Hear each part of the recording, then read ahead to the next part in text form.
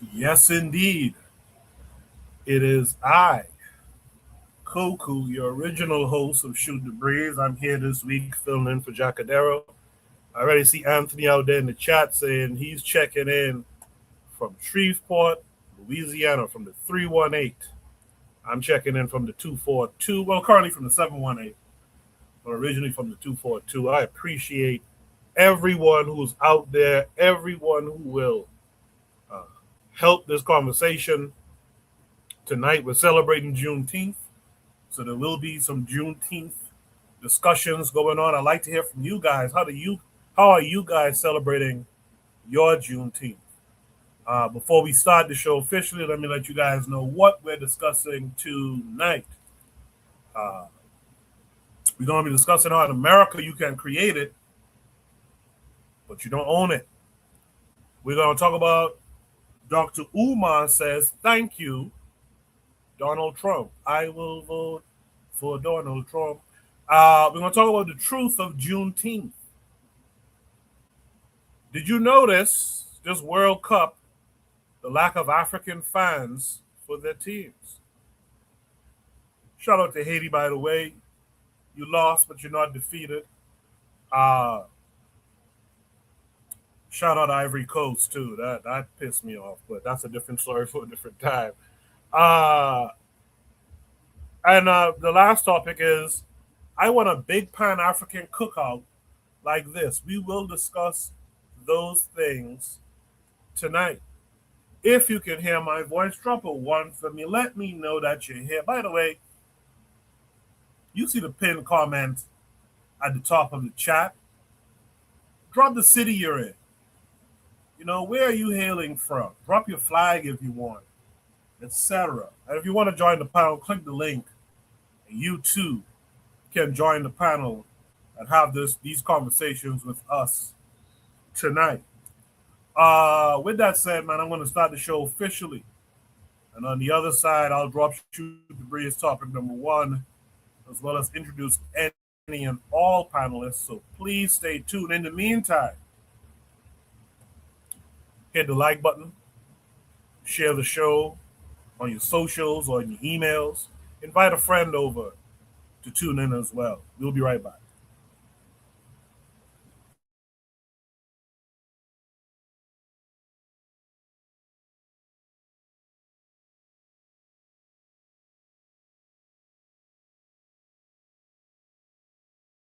You are listening to the Bitter Medicine Podcast on KWAC Radio.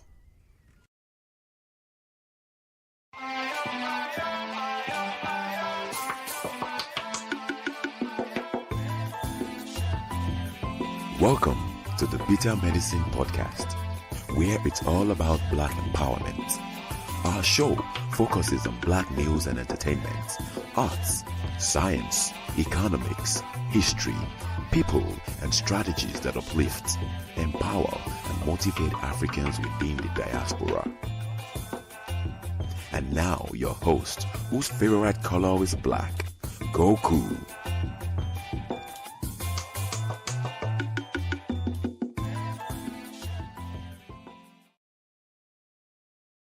Welcome back to the Bitter Medicine Podcast. I am your host, Koku. Just want to remind you guys before we get the show rolling that this show is part of a podcast network called KWAZ Radio. There are other shows on the network you are invited to tune into. This is D Webb with the Harsh Reality Podcast, asking you to tune in where we tackle the news of the day that affects our community, only on KWAZ Radio. Peace, family. This is Oni, inviting you to listen to the Pro-Black Perspective, where Black problems are addressed with Black solutions. Greetings, fam. Tune in to The Learning Curve with me, the Revolutionary Matron on KWAZ Radio. You are listening to the Bitter Medicine Podcast on KWAC Radio.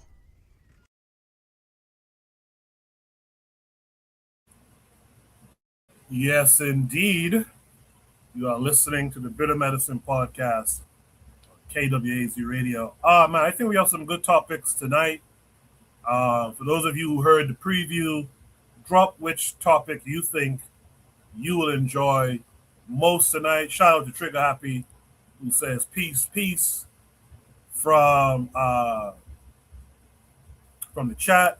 Black Steel is in the chat. He says my favorite day of the week. I appreciate that. Black Steel is also my favorite day of the week as well, and I hope we make it a good one. I'm just gonna get right into it as we await others, and I'm gonna drop Shoot the Breeze topic number one. Shoot the Breeze topic number one says, in America, you can create it, but if you don't own it, it doesn't count. Show business are two separate words pushed together. This came with a link. By the way, you can have your topics discussed. Just join the Discord. Link is pinned to the top of the chat or down in the description. And you too can hear us discuss your topics. And by the way, you're welcome to join us when these conversations are being had. So this is Shoot the Breeze topic number one. You guys can see my screen. Yep. So I'll play the video. It's a short. I might play it more than once, and then we'll discuss it. My name is Eric Monte. I created Jordan, Louise Jefferson. Everybody stood up and applauded. I created Good Times. Everybody stood up and applauded. I created What's Happening. Everybody stood up and applauded. I created The Cosby Show. Everybody stood up and applauded. Wrote the movie Cooley High. Everybody jumped up and cheered. I said, and all those white producers for all those shows, they're living in Beverly Hills, and I'm living in a homeless shelter on the east side. And everybody got quiet. Eric Monte says he helped create Black TV history, but Hollywood still left him forgotten until one man walked up on him. And everybody got quiet. And this one guy came over to me and he said, my name is Jamar Franklin. Any way I can help you, I will. This guy named John Mitchell was doing a story on him. And he said, do you mind if I tell John Mitchell about you? Because I know he want to do a story on you. And I said, yeah, you can tell him, but the LA Times ain't going to run it. So he said, I'll get it in the paper, no doubt about it. So he did the article and he got it put in the paper. There have been several people that have called me. They want to do my life story. There's people that want to do scripts I've written because I have 30 scripts on my computer. And everybody talks about Cooley High is the best black movie ever made. You guys think it's so funny because I want to be something besides a factory worker or a football player. Well, that's because you're a bunch of stupid that don't know. And Cooley High may be the best, but it ain't my best. My best is on my computer. My name is Eric Monte. I created Jordan, Louise Jefferson. Everybody stood up and applauded. I created Good Times. Everybody stood up and applauded. I created What's Happening. Everybody stood up and applauded. I created The Cosby Show. Everybody stood up and applauded. Wrote the movie Cooley High. Everybody jumped up and cheered. I said, and all those white producers for all those shows, they're living in Beverly Hills, and I'm living in a homeless shelter on the east side. And everybody got quiet. Eric Monte says he helped create Black TV history, but Hollywood still left him forgotten until one man walked up on him. And everybody got quiet. And this one guy came over to me and he said, my name is Jamar Franklin. Any way I can help you, I will. This guy named John Mitchell was doing a story on him. And he said, do you mind if I tell John Mitchell about you? Because I know he want to do a story on you. And I said, yeah, you can tell him, but the LA Times ain't going to run it. So he said, I'll get it in the paper, no doubt about it. So he did the article and he got it put in the paper. There have been several people that have called me. They want to do my life story. There's people that want to do scripts I've written because I have 30 scripts on my computer. And everybody talks about Cooley High is the best black movie ever made. You guys think it's so funny because I want to be something besides a factory worker or a football player. Well, that's because you're a bunch of stupid that don't know. And Cooley High may be the best, but it ain't my best. My best is on my computer. My name.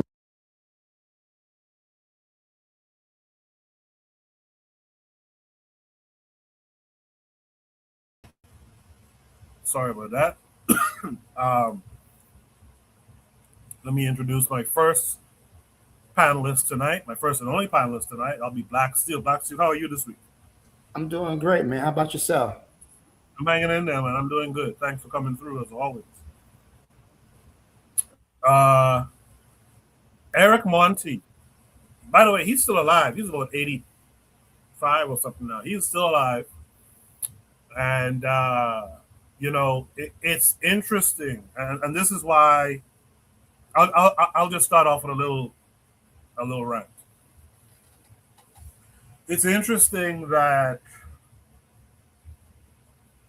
We got these guys out here like Tyler Perry and them, and I'm not shitting on Tyler Perry, even though I'm not a fan of a lot of his work. I'm not a fan, particularly Medea stuff. I'm not a fan of, but I know I've heard from other people.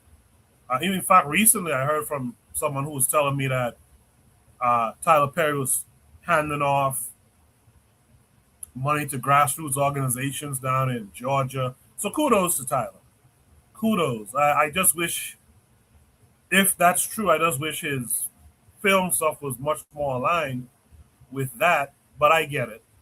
But it'll be nice if these guys would go and get a Eric Monti and negotiate something with Eric Monti for these 30 scripts he has on his laptop. Eric Monti is in it's like an old folks home or something now. Destitute. All these big, so-called big black actors and producers that they push out in front of us all the time. Why aren't they making the call? One can say, well, maybe they don't know. It's hard for me to think that they don't know. You're in show business. I'm sure some back and forth talk has occurred. It's not like the NBA where if you're a player today, you might not know a guy who played in the 60s. You know what I mean? You might not be familiar with his game, like Shaq said of Lenny Wilkins. But also, it's troubling that the community doesn't get involved. And I've got a real issue with that. Now that I've seen this and I know, I'd like to find a way to get involved or contact Mr. Monti or something. And in fact, I'm going to try and do that. Just to pass him a couple of dollars to put in his pocket. But the guys who can actually enrich him, put out some of his work, like he said, Cooley High might be one of the best black movies ever written, but it's not his best. So I would like to see what is his best with a nice budget behind it and people, hurrahing behind it. It's just a shame that this is always the case with us. And we are not waking up to it. Hopefully we could shine some more light on this type of thing. Black Steel, did you get to see this video that I played? Yes, I did. One thing I will say too, when I was, while it was playing, I was looking up some information about the brother. He was on drugs bad. So it wasn't. I think that's part of it. Is that first of all, black people tend not to control their intellectual property, and that means I'm talking about their music. How many black musicians have signed deals that left them with nothing? For example, I always think about TLC. TLC had that song "No Scrubs," and they were singing about how they didn't want some dude who was broke, and they were broke their damn self. When they made that song because of the deal they made. NWA, all those other artists and whatnot who signed these deals would make music, and these deals left them pretty much with nothing. All their publishing and everything went back into the hands of the record labels. So this is a very common thing. But I also think that if this man had an addiction to crack cocaine, which apparently it says he was on crack, I think that also could explain why he was, homeless and living in a shelter, because he could have very well squandered a large part of his money on drugs. And I'm not saying that was definitely the case, but from my understanding, that's what it's saying when I looked information online, that he had that issue. But that's another thing we could talk about. Why are so many of our greats, of our artists and our, things like that, becoming addicted to substances? But yeah, like you said, we don't really have a support mechanism for our elders, really, when they do great things. And this is, I remember that Dr. Ben, Dr. Chancellor Williams, John Henry Clark were all very poor and struggling in their older ages. And, we had to find something. We found out later after the fact what people were experiencing, and there was support. But yeah, there's not a lot of, you got to control your intellectual property. And because so many of us don't, like he was saying, these white people get a hold of your stuff. They'll put your name on it, but they'll write the contracts, and they'll get all your money. And I forgot who said it, but they said the white man is as dangerous at the negotiating table that he is on the battlefield. You can't ever, and that's how they look at negotiations, right? It's warfare by another means, a way of accessing your material wealth and the things that you work for, and yet they're getting the money for it. So it's a sad situation all around. I hope he's doing well. I hope his situation has improved as compared to what he was going through before, because that was crazy to work all your life and produce these great movies and sitcoms, and you're not seeing anything from the residuals of it. He wrote, I'm assuming he came up with the concept of it, but then he wasn't able to capitalize on that success because they probably wrote the contracts, or he was supposed to get residuals. I don't know what was written, but a lot of times our people go in there without the knowledge, without the lawyers, or if we do have a lawyer, he's not one of us, and you're getting scammed. I remember, what was it? Eazy-E was getting scammed out of his money, and then one of his girlfriend looked over, and she was like, "You losing all this money. This dude owe you such amount of money," and he never had a lawyer or anybody look over the contract. So we got to remember that business is business. You can't come up with a great idea, but then people will take advantage of you, would not give you the support you need or give you even your recognition. This is something that Cooley High was. That movie came out in the 70s. And he said he has more information on his computer. I hope he gets the support he needs. Yeah, well said, Blackson. And I agree with everything you said. That, there's the substance abuse issues that a lot of our people, especially back in the day, 60s and 70s, a lot of our people, even the 80s, as a matter of fact, a lot of our people had those issues and stuff like that. But one of the things I think is problematic is we have, as a group, I think we have a bad tendency, we have a bad outlook on some things. I remember before you started being a regular on Shoot the Breeze, I forgot what the topic was, but I think it had to do with like Dr. Ben and them. And, like you mentioned, Dr. Ben, Chancellor Williams, I'm missing someone right now. Dr. Clark. Dr. Clark. I think Tariq Nasheed capitalized and helped to bury Dr. Clark. I think the NBA player David West, or one of them, helped to bury another person. What I'm getting at is there was a prompt one time, and I asked the audience at the time, do you think that our activists, our intellectuals should be dying in poverty?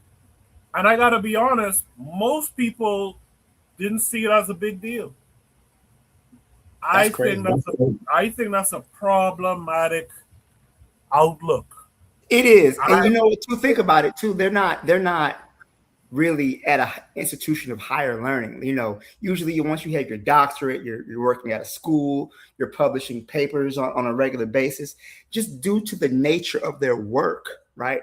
They're not going to be accepted at a major university where they can get things like a pension and healthcare and things like that, just because of their interest and their desire to study African people.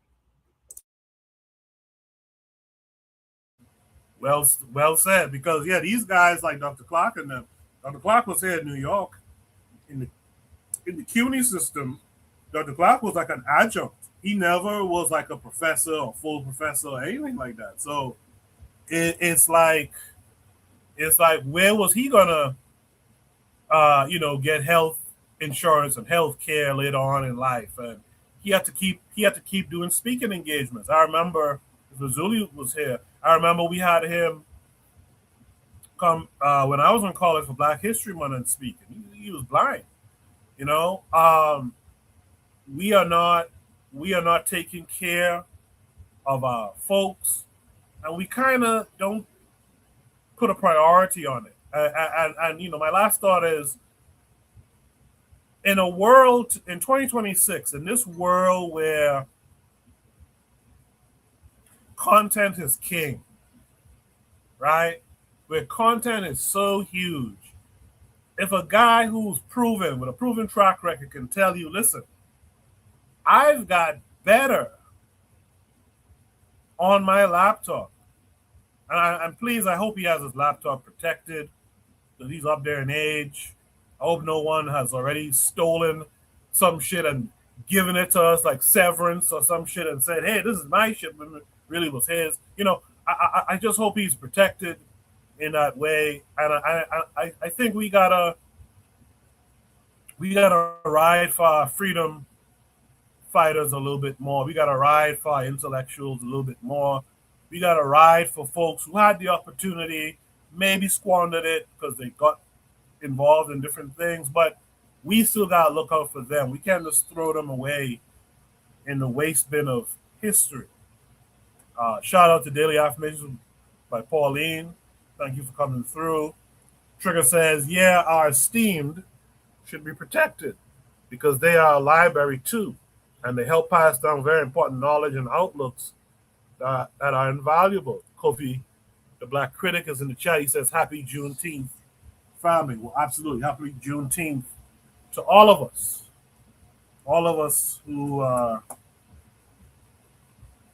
whose ancestors went through the Ma'afa. Black City, do you have any last thoughts on this, bro? Nah, man. Like you said, we have to get a better consciousness about protecting our people, because if we don't, man, what are we going to have? People with no history, the people with no foundation, and these people who are scholars, and even Mr. Monty, he created some of the greatest Black TV shows that we all look back on to this day. I wish him the best. Yeah, one last thing for me. Thank you for that, Black Suit. One last thing for me, which is wild. A couple of years ago, maybe just out of the pandemic, I remember Dave Chappelle did a special. And in that special, he talked about how when he was 19 or something, he signed a deal with Comedy Central to do the Chappelle show. And that he didn't know better at the time. He signed a bad deal. And at the time when he was talking about this might be 2021, 2022, somewhere around there. He said something like, they're now selling Chappelle show to, I think it was Netflix or something. He was like, if you really love the Chappelle show, don't watch it on Netflix. And I guess by him saying that and people probably not even watching it, he was able to get a better deal retroactively. And I saw David Allen Gray talk about that. David Allen Gray said, you know how many people signed those bad deals? This goes back to what Black Steel was talking about as it pertains to Mr. Monty and others. He's like, how many people signed those bad deals and never got nothing back out of them? But Dave Chappelle was able to do it. And my thing is, and I'm not pocket watching, I'm not putting the responsibility on a Dave Chappelle per se. But when you guys have been blessed like that, and you come across this information out there, I find it's egregious that you're not doing something. And I ain't talking about something quietly. It's egregious that you're not trying to get better deals retroactively for people like Mr. Monty and others. And I think that's something we really need to work on. We tend to disregard the esteem, as Trigger can put it. But with that said, Anthony in the chat says happy Juneteenth, everybody. You guys who are in the chat, drop a happy Juneteenth for everyone who's watching and will be watching in the near future, maybe in the playback. In the meantime, I'm going to move to Shoot the Breeze topic number 2. I found this one a little bit interesting. Shoot the Breeze topic number 2 says, thank you, Donald Trump, says Uma. Thank you, Donald Trump, says Uma. This came with a link. Anthony says he'll be up on the panel in a little bit later, so we look forward to you joining us. Anyone is welcome to join us, by the way. Is this the right one? This prompt is taking us to Instagram. Oh God. Oh God. I'm scared. No, that's not the right. That's not the right one. Hold on a second. I'm tripping. Hold on. This one. This is the right one. So again, Shoot the Breeze topic number 2. Hold on. Drop my audio again. I hate when StreamYard does this. Share screen. Let's go here. Oh, okay. I think you guys can see my screen now.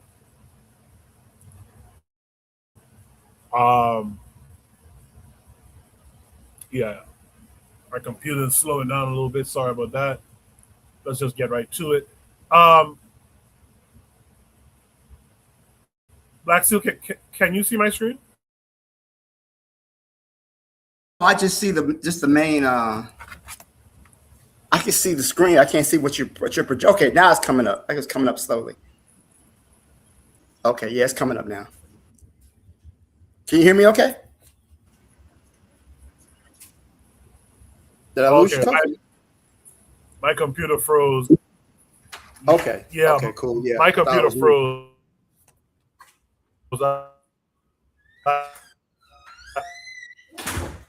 I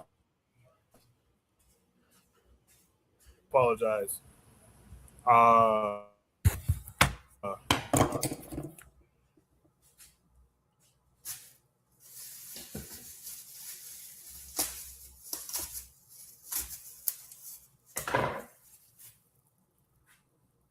Oh, dag. Looks like he dropped.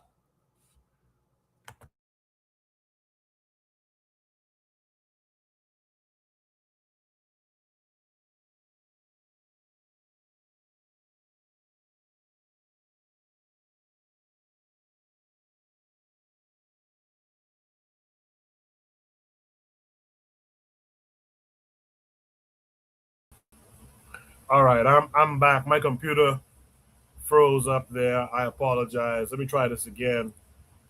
I guess we wait. Yeah, you gotta wait for it. I'm still here. Yes, I appreciate you still being here, Black Steel. My computer froze, but here we go. What's going on here now?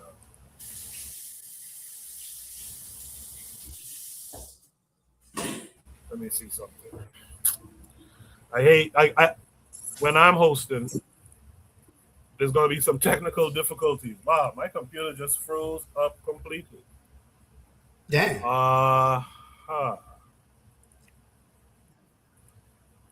Yeah, I'm still here. I'm just trying to figure it out. Okay. Just bear with me a second. I'm cooking anyway. It's all good. Yes. Oh, okay. What are you cooking tonight? I'm putting some chicken on the grill. So, it's kind of a late Juneteenth thing. My kids asked me to grill, but, plus tomorrow's Father's Day. So, you know how that goes. Right. Mother's Day, mom goes to the restaurant. Father's Day, dad does the cooking. So, yeah. Crazy stuff. My kids asked me yesterday, my kids asked me today, what are we doing tomorrow for Father's Day? I'm like, God damn, y'all should be telling me, but all right. Right? Y'all can plan something. Okay, so my screen is up. Sorry. Yeah, plan something, man. God damn. My screen is up. Let's watch the video and then we'll discuss it. Donald Trump. So you want Thank you, Donald Trump. Let me tell you why. Tell me. No, I did not vote for him. I never would. No, but you I don't want, like you him. I don't want- respect him. I don't support him. What Donald Trump did, and I need you to hear me. What Donald Trump did is he made it comfortable for white people to tell black people publicly what they think of you again. This is important, Loon, in order for us to raise our racial consciousness. Because we have been brainwashed by black religion to not see color, it's going to take our enemy to show us they racist. You see that? Thank you, Donald Trump, for letting these be again. Because only under this type of a circumstance are you going to get the truth. Right. Thank you, Donald Trump. So you want Thank you, Donald Trump. Let me tell you why. Tell me. No, I did not vote for him. I never would. No, but you I don't want, like you him. I don't want- respect him. I don't support him. What Donald Trump did, and I need you to hear me. What Donald Trump did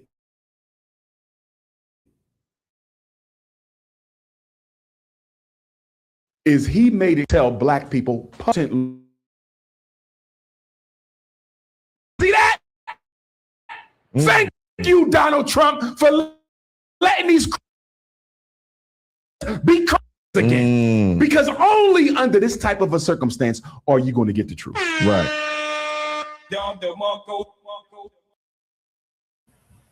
So this is a sentiment that I've heard before. The brother MG2 has said that before on the panel. Shout out to MG2 if you're out there listening. That, you know, this basically thank you, Trump, because that's going to wake black folks up. And I have a big problem with that. Everything that's happened to black folks, not only in America, but we could focus on America because they're talking about Donald Trump. But even what's happened additionally worldwide against black folks, what more do you need to see? I used to have a spot for KWAZ radio where it was snippets of hosts speaking, and what the snippet for me was I think black people required too much buy-in. Too much buy-in. You gotta constantly sell the idea to black people. Hey, it's time for us to get up and do something. It is time for us to get up and do something. And you gotta sell 100 black people lists constantly to get maybe 2 black people. Like, what more do you need? Did you really need Donald Trump to show you anything? Listen, man, when we was under Obama in America, there was a high number of police deletions of black folks. What more do you need than that? We just talked about a couple weeks ago, Rick Chow. I think that's the bastard's name. Rick Chow and them. We just had this situation with Carmelo Anthony, which, by the way, they just released the tapes of him on that day, which is interesting.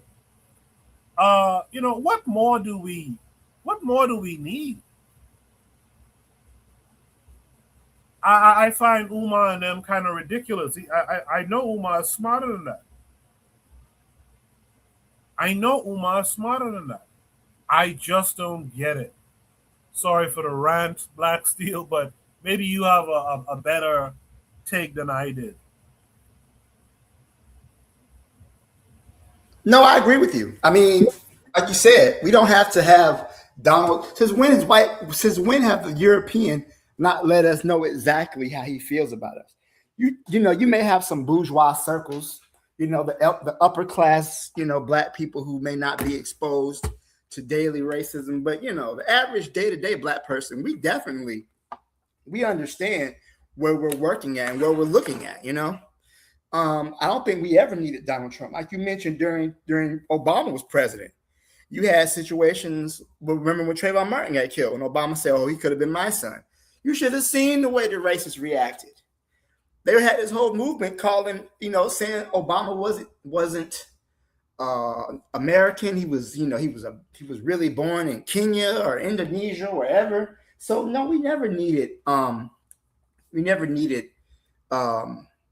Trump. But I think what he's saying is that black people tend to respond, or black people basically could resist or organize better against open white supremacy, right? That if Black people are in a state of oppression and that we're not confused about our enemy. Like Malcolm X made the analogy of the wolf and the fox. He said it's better to deal with the wolf than deal with the fox, because when you deal with the wolf bears his teeth to you. The wolf lets you know he hates you. He's going to try to devour you.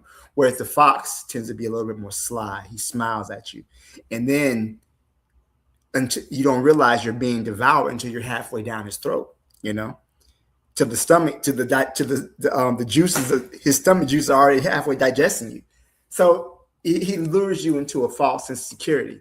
And I guess what he's saying that under Trump, there is no more false sense of security. But I think that's a rejection of American history, you know. And I think that some people are fans of what they call accelerationism. But I don't, if you accelerate the conditions of racism, you make it harder that Black people will respond. But I don't think we're organized enough for that. I don't think that removing Black people from jobs or positions of authority in the world will improve our condition overall. We're at this point, how are you not aware of racism and how this system works against African people? You know, you got to be out of your mind if you don't understand how this whole situation is set up and how it affects us. So I'm just a little confused. What is his goal? What do you want to see? More Black people suffer? Do you want to see us lose more rights? But I do understand the point. But the problem is that we're not organized enough. We're not even mobilized enough, I think, to respond to more open white racism. I think that we have become, at least in the United States, at least, we are a pacified people. And if you give us the creature comforts, we won't rebel.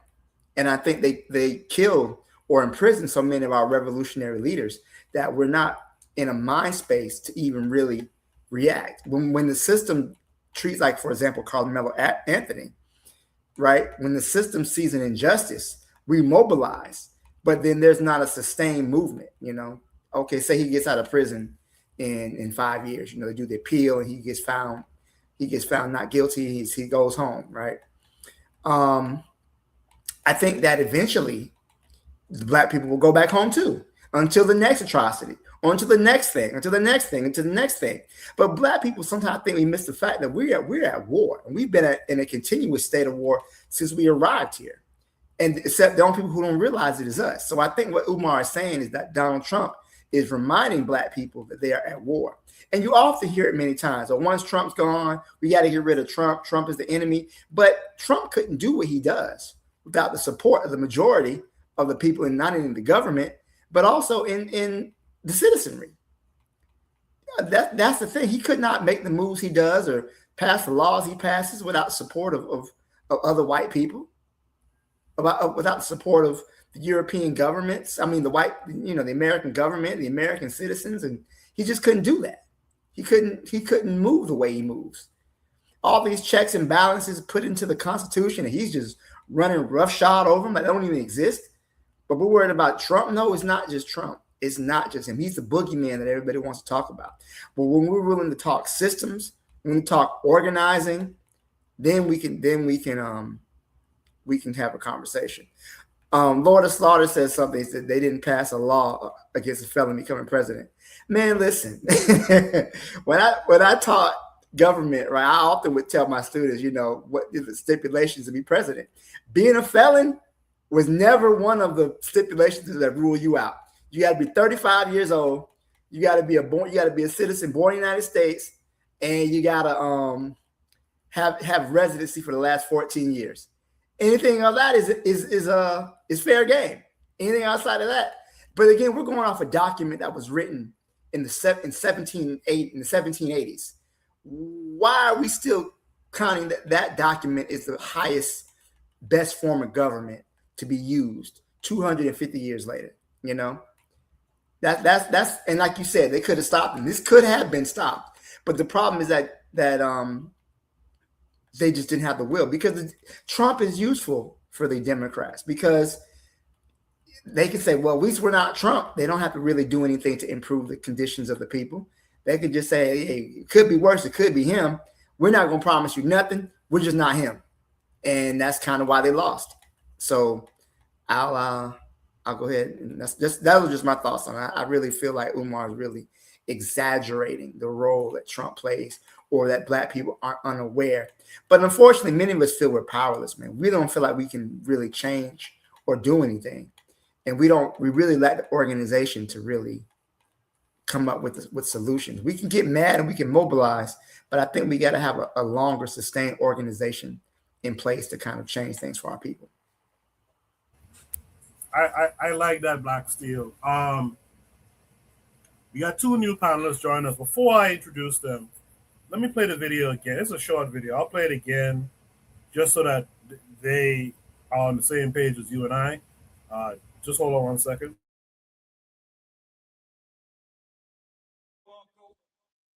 Thank you, Donald Trump. So you want it. Thank you, Donald Trump. Let me tell you why. Tell me. No, I did not vote for him. I never would. No, but you I don't want, like you him. I don't want- respect him. I don't support him. What Donald Trump did, and I need you to hear me. What Donald Trump did is he made it comfortable for white people to tell black people publicly what they think of you again. This is important, Loon, in order for us to raise our racial consciousness, because we have been brainwashed by black religion to not see color. It's going to take our enemy to show us they racist. You see that? Thank you, Donald Trump, for letting these be again, because only under this type of a circumstance are you going to get the truth. Right.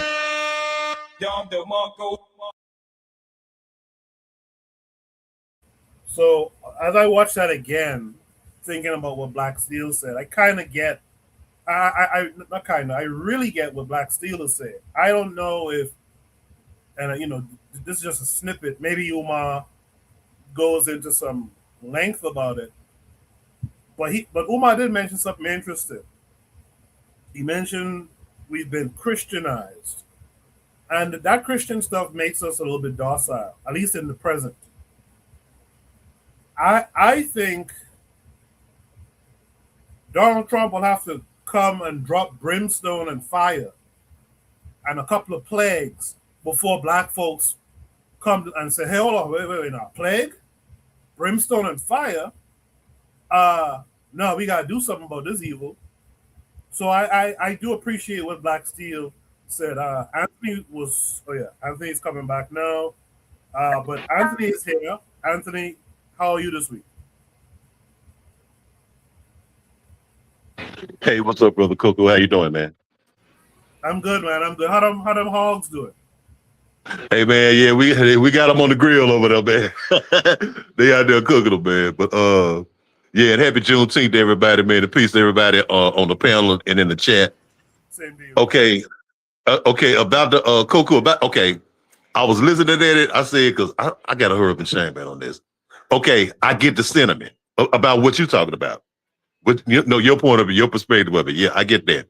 And Black Steel, he as always, he broke it down real good. What I'm saying though is, okay, yeah, remember, okay, he was on a show, on a TV, being a little bit dramatic, a little bit, you know what I'm saying? But I understand what he was saying though.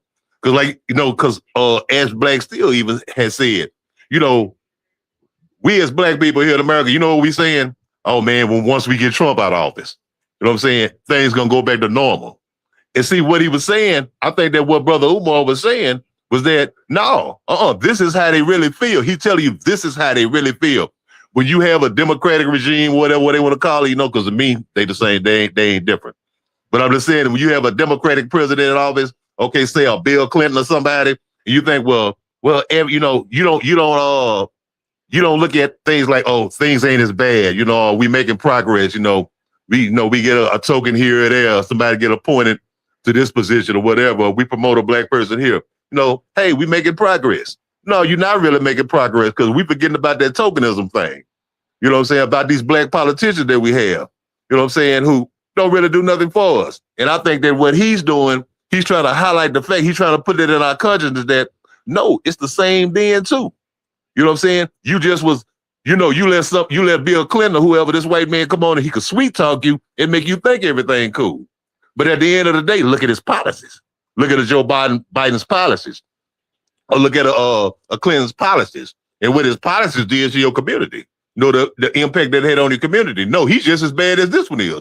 But only this one right here, he's such a damn fool and a crazy white boy that don't give a damn. He gonna let you know how he feels. It's just like, you know, like I put in the chat, I want my white boy like Archie Bunker. You know what I'm saying? I want to know, hey, I know where I stand with him. And like you said, you know, like Black Steel said, yeah, of course, yeah, we know how it is. But, you know, we know how it is. But we as Black people in this country, especially, we some scary ass people. You know what I'm saying? We still holding on to, well, it's going to get better one day. No, it ain't finna get better one day. Life ain't never going to be better for you on the plantation. You know what I'm saying? As long as you ain't on your own land, ruling your own life, it ain't never going to be better. Because you always going to be subject to this shit.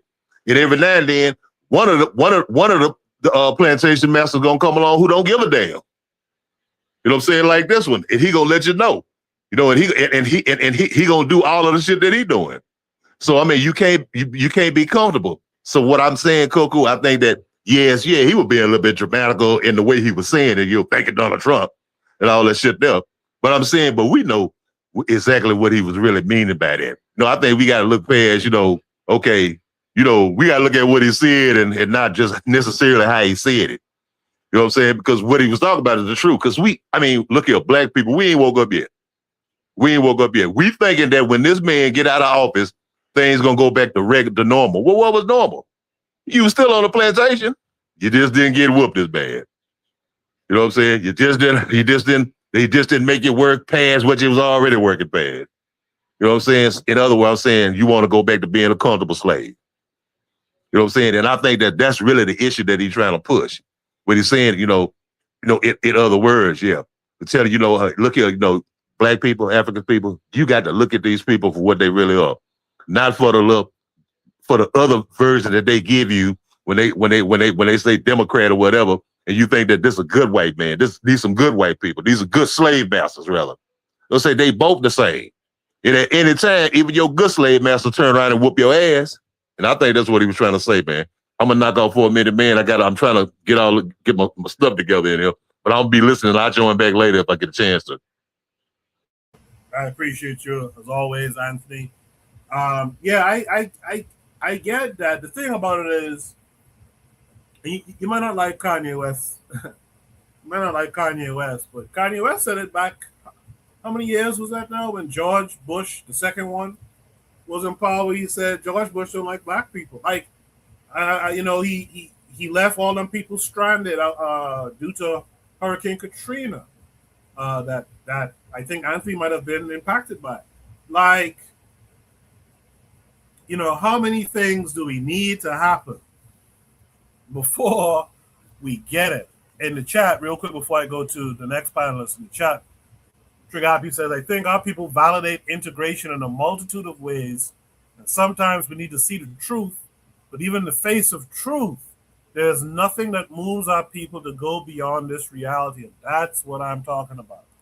Water Slaughter puts up the RBG colors. Trigger goes on to say, it's too much of a reaction and not enough of a holding of grudges. A longer memory for the transgressions done against us. Man, Trigger, you're cooking out there. You must be grilling some hogs or something yourself too. Lord of Slaughter says, what more do we need? He says, Lord of Slaughter says, we need more rants. I appreciate that. Lord of Slaughter. In the chat, Brother Bakari asks, what did Umar say? Well, Brother Bakari is on the panel with us now. Brother Bakari, how are you this week? Man, I'm absolutely magnificent. How y'all doing? Black Steel, Cold Cool, the chat. How everybody doing? Anthony, if you're still listening. Good. I heard Umar, right? He say, thank you, Donald Trump. I think I heard what I get the gist of what people saying. Even when I heard Black Steel use the Malcolm X when he used the Fox versus the wolf. I'm a dog man myself. Which one you rather face, the pit bull or the chihuahua? I'd much rather fuck with me personally. I'd rather deal with the fox than deal with the wolf. And the reason you want to deal with the fox, see, this wolf gonna stay on your neck and on your back way more than that fox. With the wolf, you're gonna have an opportunity to organize. You're gonna have an opportunity to plan. With the wolf just gonna come in and kill you. You want to deal with the fox. You want to deal with the fox so you can be ready for the wolf. The fox is way easier to deal with. So when I hear him saying, thank you, Donald Trump, man, everybody know what this country is. Black people know what this country is. And when they say, I don't blame, I'm going to say it like this.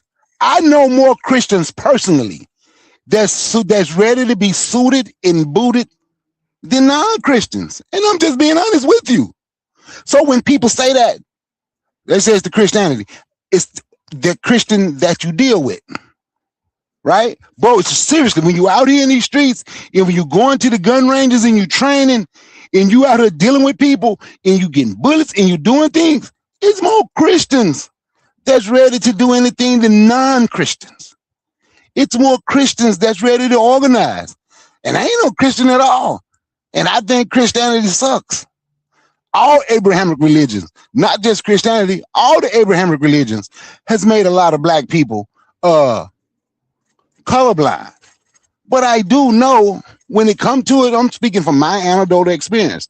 That's why I said I know more Christians that's ready and that's suited and booted and that's prepared. And that got stuff that's more preppers than the stuff that me and you might talk about that we need, prepping and the food and the ammo and this and this and this. Shit, sometimes I have to go to the black Christians, man. I need this. Sometimes I might have to go to them because that's who might have to show me. But when it comes to this right here, we know how this country is. Black people don't want to accept this country. Black people don't want to accept the fact that this country don't like them. That's the problem with a lot of our people. They're fighting for acceptance. It don't make a difference who's in charge. Because if Trump was the problem, you wouldn't have these people all over social media on Juneteenth arguing with black people like myself for waving the red, black, and green flag. Because they say our color should be red, white, and blue. They'll have the United States flag next to their red, white, and blue so-called FBA flag. It doesn't make a difference who's in charge. That's the problem. That's the problem. So when we see what's going on now, like Black Steel said, we'll get mad for a minute, then we go home and go back to doing the same damn thing. Like I said, I told my lady, you know what, when they said they were gonna boycott Asians, I said, you know what, and I was watching, just heard somebody say make you feel so good that somebody finally got on my page. I know I got a small channel, but I've been saying this forever. That's why I say I don't boycott. I make it a lifestyle change. But other people, they have to boycott. But don't just stop with the gooks. How about boycott the Arabs? See, they stuff get ignored. The stuff they do, it get ignored. How about boycott them East Indians? Or make it a lifestyle change and say they ain't gonna get no money from them. How about boycott the Mexicans who can come in your yard to mow your lawn? None of them people spend money at black businesses. So it doesn't make a difference who's in charge. The stuff that's going on in this country, our people see it. But to say, I would rather deal with the wolf than with the fox. With that wolf, you can't plan. With that wolf, you can't organize because that wolf gonna stay on your neck. With that fox, you can. The fox is weaker. Yeah, he trying to be slick. But while he trying to be slick, you can plan, you can organize. You want to crush the fox so you can be prepared for the wolf. But we have not tried to crush the fox. So now we ain't prepared for the wolf.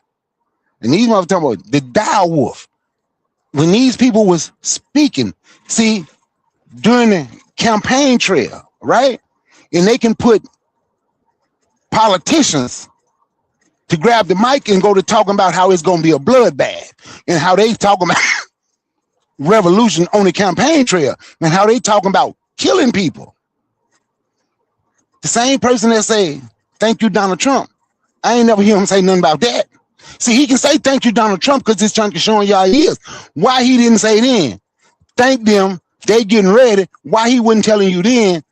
You know what? It's time for us to get suited and booted. Let's see what I can organize. Like I said, I got a small channel. This is a small platform. But I've been telling people for years, do you have any food saved? Can you go 6 months right now without can you go 6 months right now without going to spend money with them people and eat every day? Can you do that? Can we do 6 months? That should be the goal. Do you have batteries? Are we trying to figure out a way to meet? Do we have peroxide alcohol? Do we have the things that we need? Are we taking pepper spray training? I've mentioned pepper. Are we taking, because when we say thank you, because this country's showing you, what's the next thing to do? We supposed to be training. See, it was easier to train when the fox was in. It was easier to train and do the stuff that I'm talking about doing now while the fox was in. Because now that the wolf is in, and the wolf knows somebody might want to fight back, all of a sudden it's an ammo shortage. I'd rather deal with the fox. I'd rather deal with the fox because I know the fox is easier. And I know I can organize. And I know I can be prepared and ready to shoot that wolf between his eyes. I'll get the mic.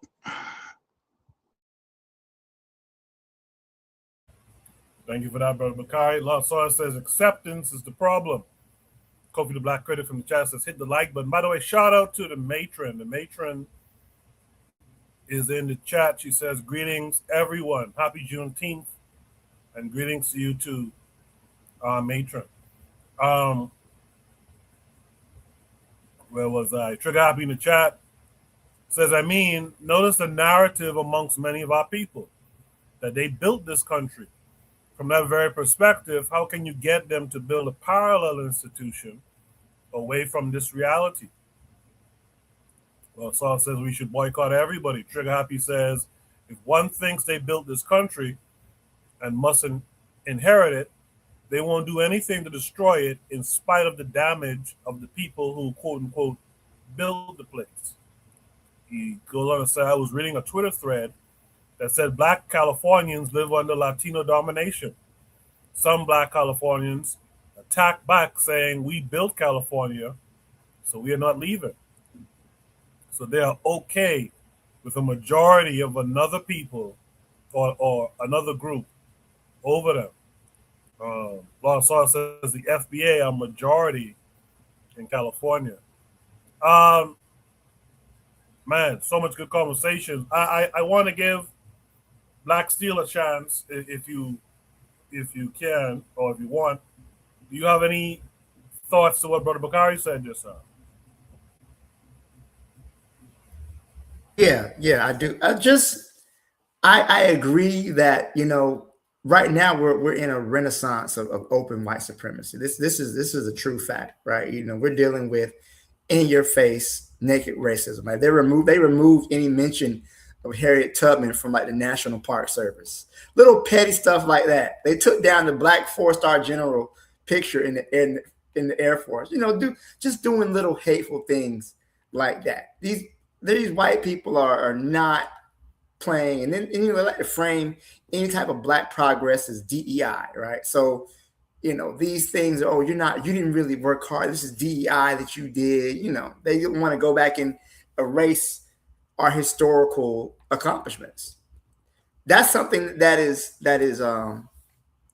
being done currently as we speak, as African people. So, and also too, I think that when you are faced with a two-party system, which we have a two-party system, unfortunately, right? You have a system where two parties predominate, and you're really forced to pick a side, sadly enough. Many times we try to bargain for the lesser evil. One group is openly fascist. One person said, I thought it was pretty interesting. The Republicans are racist, but secretly gay. The Democrats are gay, but secretly racist. Right.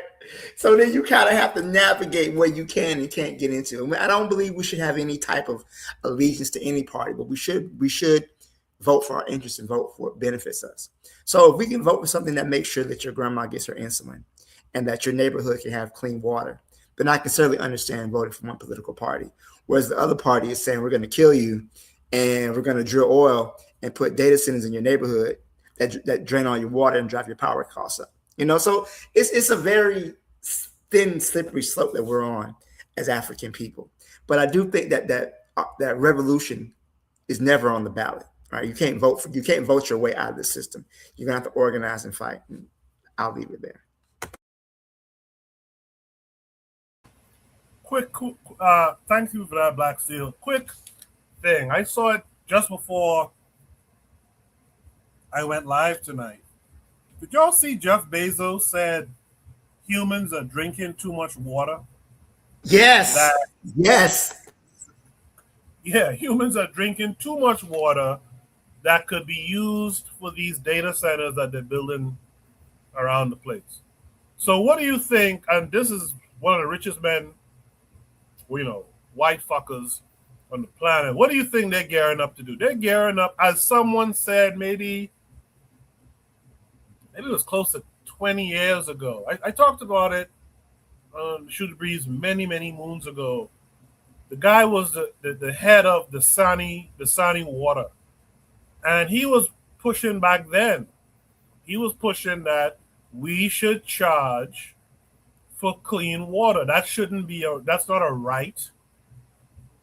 We should charge people for clean water. And here comes Bezos today or yesterday saying that to get these data centers, which is all just surveillance, to get these up and running, you people are drinking too much of the clean water.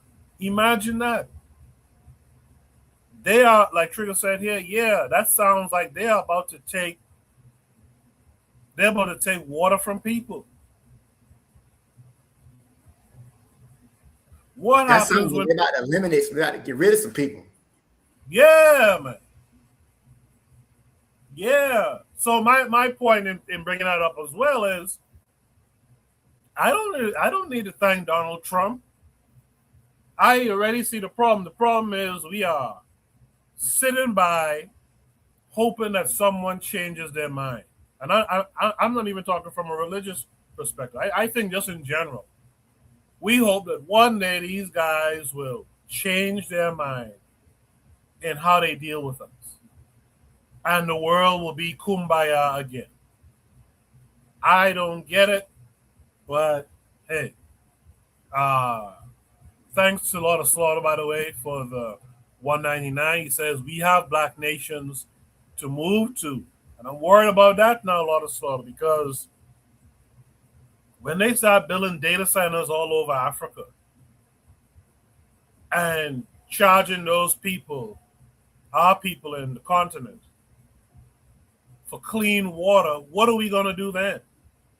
By that time, you think Tinubu or whatever dude in charge of Nigeria, he'll do it too.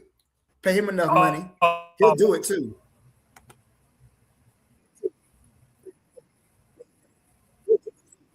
Absolutely.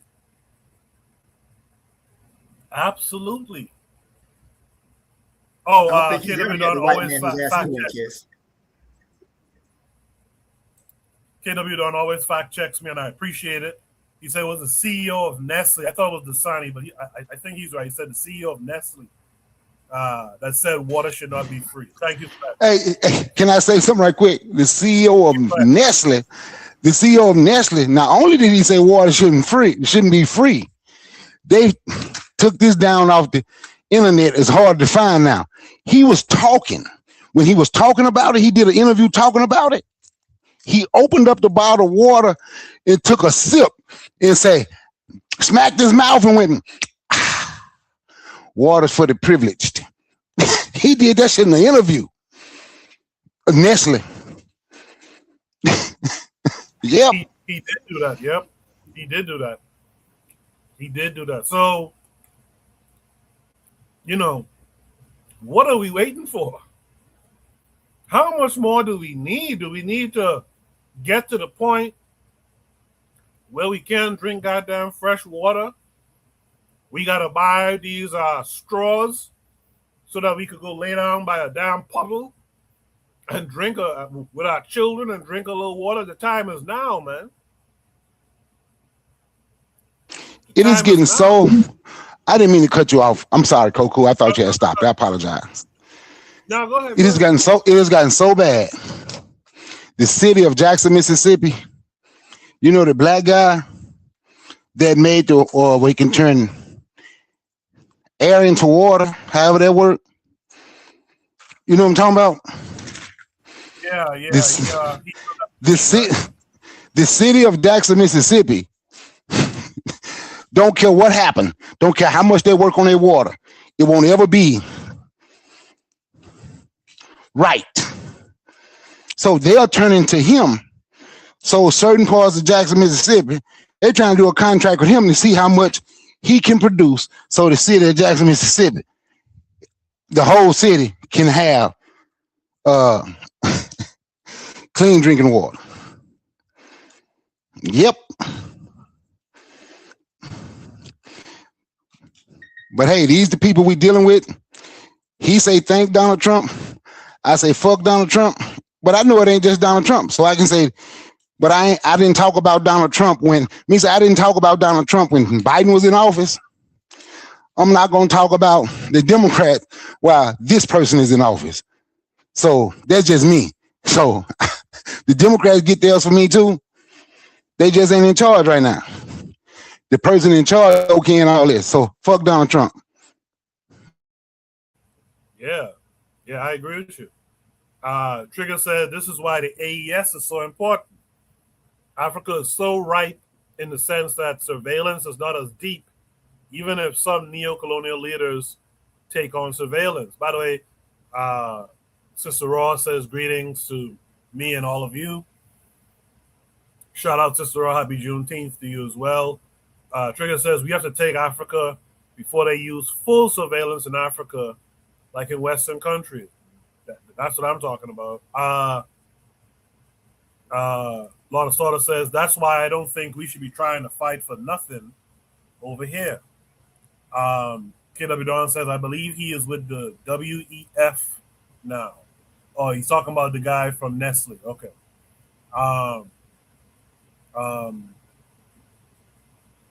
Daily Affirmations by Pauline says, could data centers be why Puerto Rico is out of water? You know, I've heard this mention of Puerto Rico, and I didn't look at it close enough. Did anyone on the panel look at it? Could data centers be the reason for that?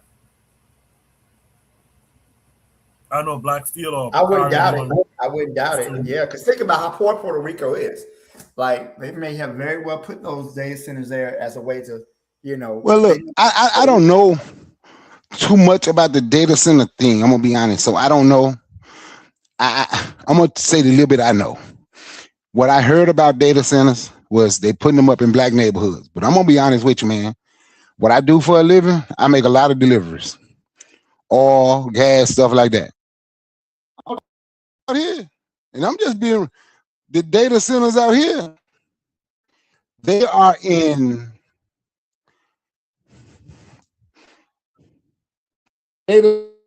here. They are in millionaire. Some go to a town called Cartersville, little city called Cartersville. It's in the rich white neighborhood. So I'm gonna be honest, I don't know much. I'm still looking into the data center thing because it ain't even in a black neighborhood. It's in the upper middle class white neighborhood where the house is $500,000 to $2 million. So I don't know. I'm gonna come on my other. Yeah, I think Bakari has a slight delay.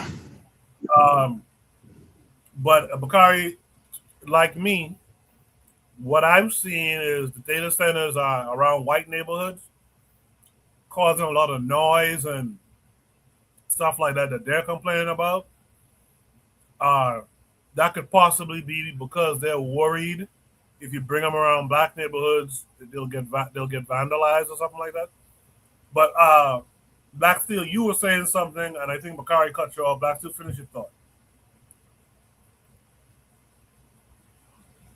I was just saying that the data centers, they consume a lot of water because they have a lot of memory that they need to keep cool.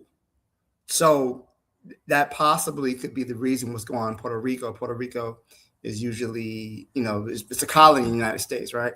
So much of their land is being bought up by corporations, and I wouldn't be surprised that that's happening. A lot of their fresh water sources are being used up.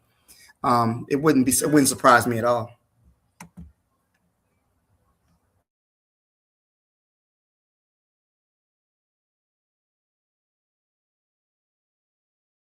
Sorry about that. What's crazy is that I noticed that when you get stories about China, not that I'm caping for China either, but you'll see that they talk about China putting data centers like in the ocean floor and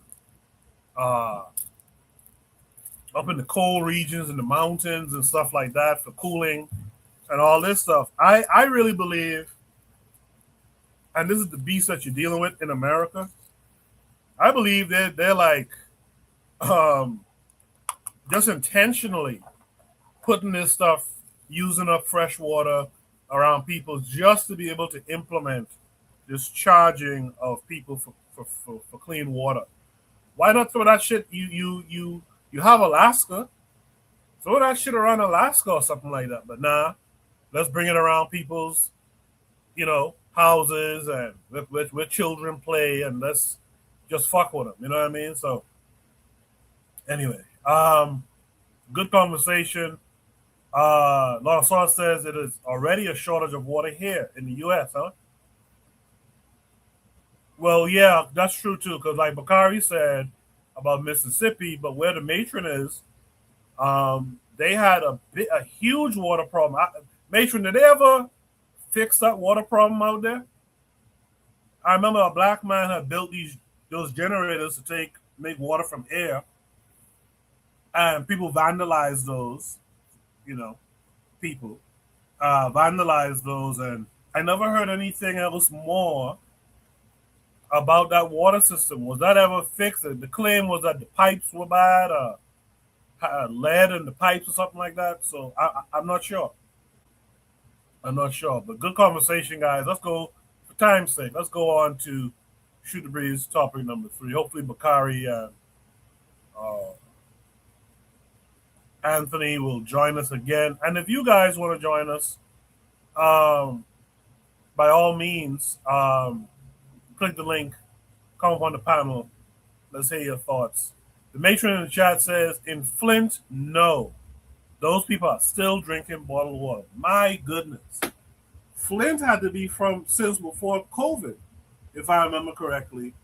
That's a number of years that our folks, in particular, have to be drinking bottled water.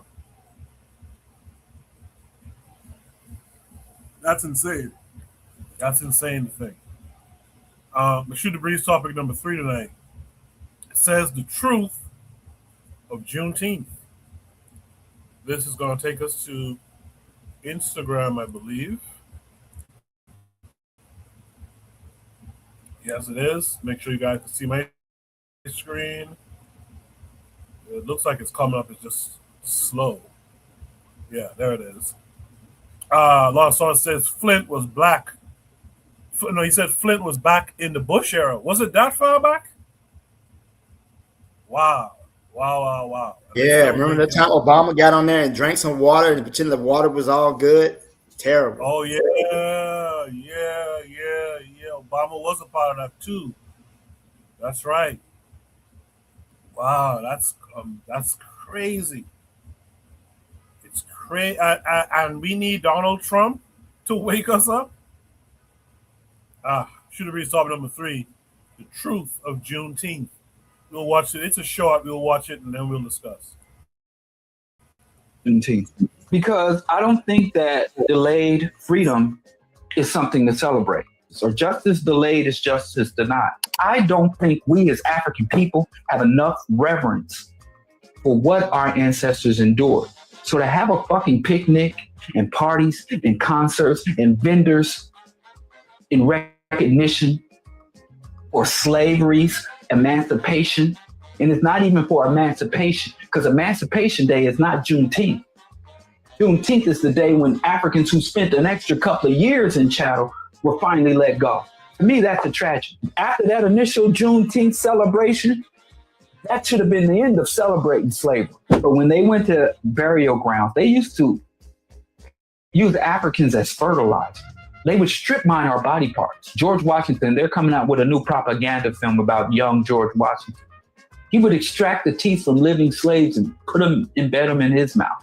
They had Africans, skeletons that they dug up and find that tendons were ripped from bones. Ligaments and tendons were ripped from bones, literally worked them to death. And not just, and they would age these corpses, these remains, 9, 10-year-olds. I think Africans should recognize Juneteenth by rising up, by recommitting to resistance. It should be a day of mourning, of reflection, of reaching out to our ancestors. A day that we sit to say, hey, we still under a Juneteenth because we still ain't fucking free. We celebrating Africans who didn't know they were free.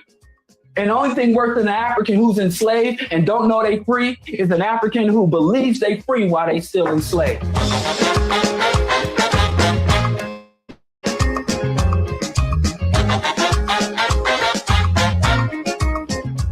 I don't like Juneteenth because I don't think that delayed freedom is something to celebrate or justice denied. I don't think we as African people have enough reverence for what our ancestors endured. So to have a fucking picnic and parties and concerts and vendors in recognition for slavery's emancipation, and it's not even for emancipation, because Emancipation Day is not Juneteenth. Juneteenth is the day when Africans who spent an extra couple of years in chattel were finally let go. To me, that's a tragedy. After that initial Juneteenth celebration, that should have been the end of celebrating slavery. But when they went to burial grounds, they used to use Africans as fertilizer. They would strip mine our body parts. George Washington, they're coming out with a new propaganda film about young George Washington.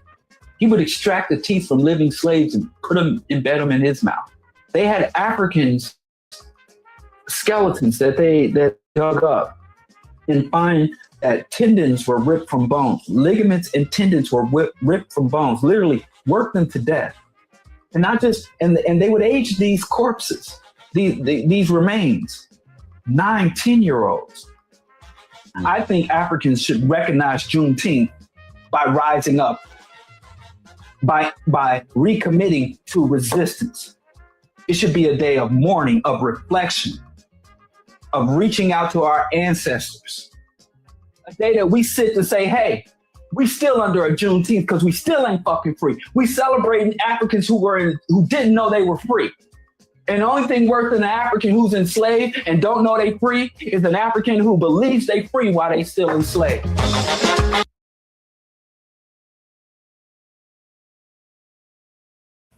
Woo! Don't stop seasoning your food and grilling and all that. Happy Juneteenth to you still. But the brother makes a couple of points, and some of you in the chat seem to agree. Let me just read some comments from the video.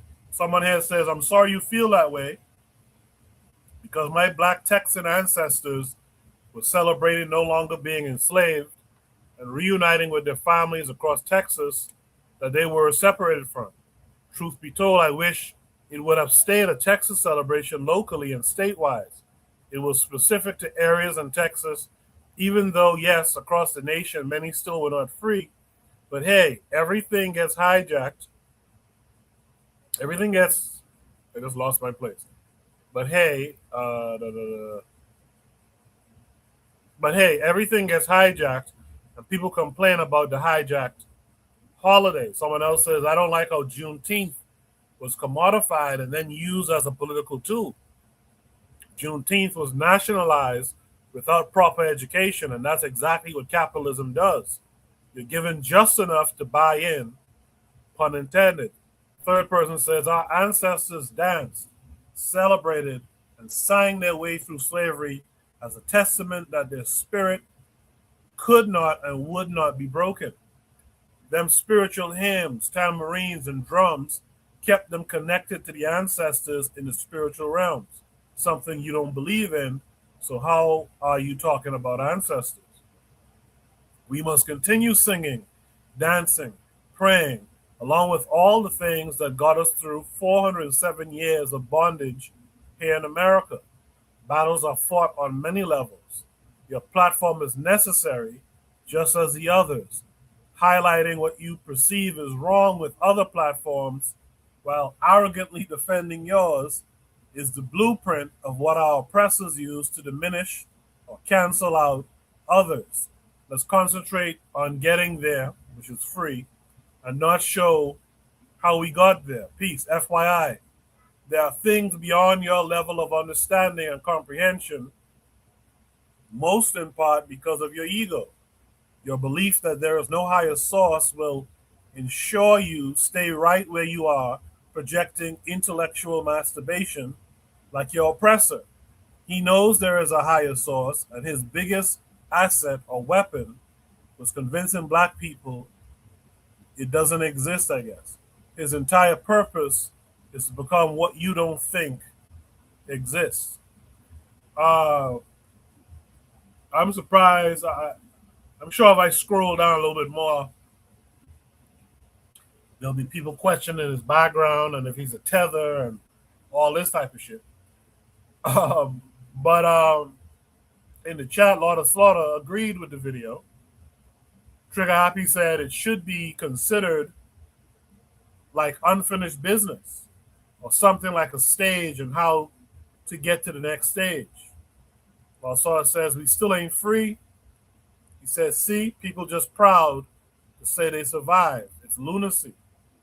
He says those comments are why I no longer try saving anybody. I feel you, Lord of Slaughter. I feel you. It feels like I said before and I said earlier tonight, it's too much buy-in required, I find, with our people. And so it just feels like a wasted effort to keep trying to show our folks something. Now, me personally, I don't have a problem with folks celebrating Juneteenth. What I wish we would do, in fact, this is a thought someone gave me when I was a kid, when I was a teenager back in Nassau, about Emancipation Day. Emancipation Day is that first Monday in August. And a guy said one time, he said, that should be our Christmas day, so to speak. That should be a day when we are gifting each other books, like important books like Garvey's Philosophies and Opinions and stuff. And that stuck with me. That he told me that over 30 years ago. That stuck with me to this day. That should be what we do on that Emancipation Day. We should be freeing ourselves, giving ourselves books from the intellects that we still admire, and we should be doing something to kind of create the mindset, not just within ourselves, but within the generations that follow behind us. I would say something similar about Juneteenth. Now, it wasn't my direct ancestors in Texas, so I try to not say too much, but I don't think celebrating is a bad thing. I just wish we would structure it in a way that not only feeds us literally and figuratively today, but feeds us going on into the future. Black Steel, the truth about Juneteenth. What say you to that?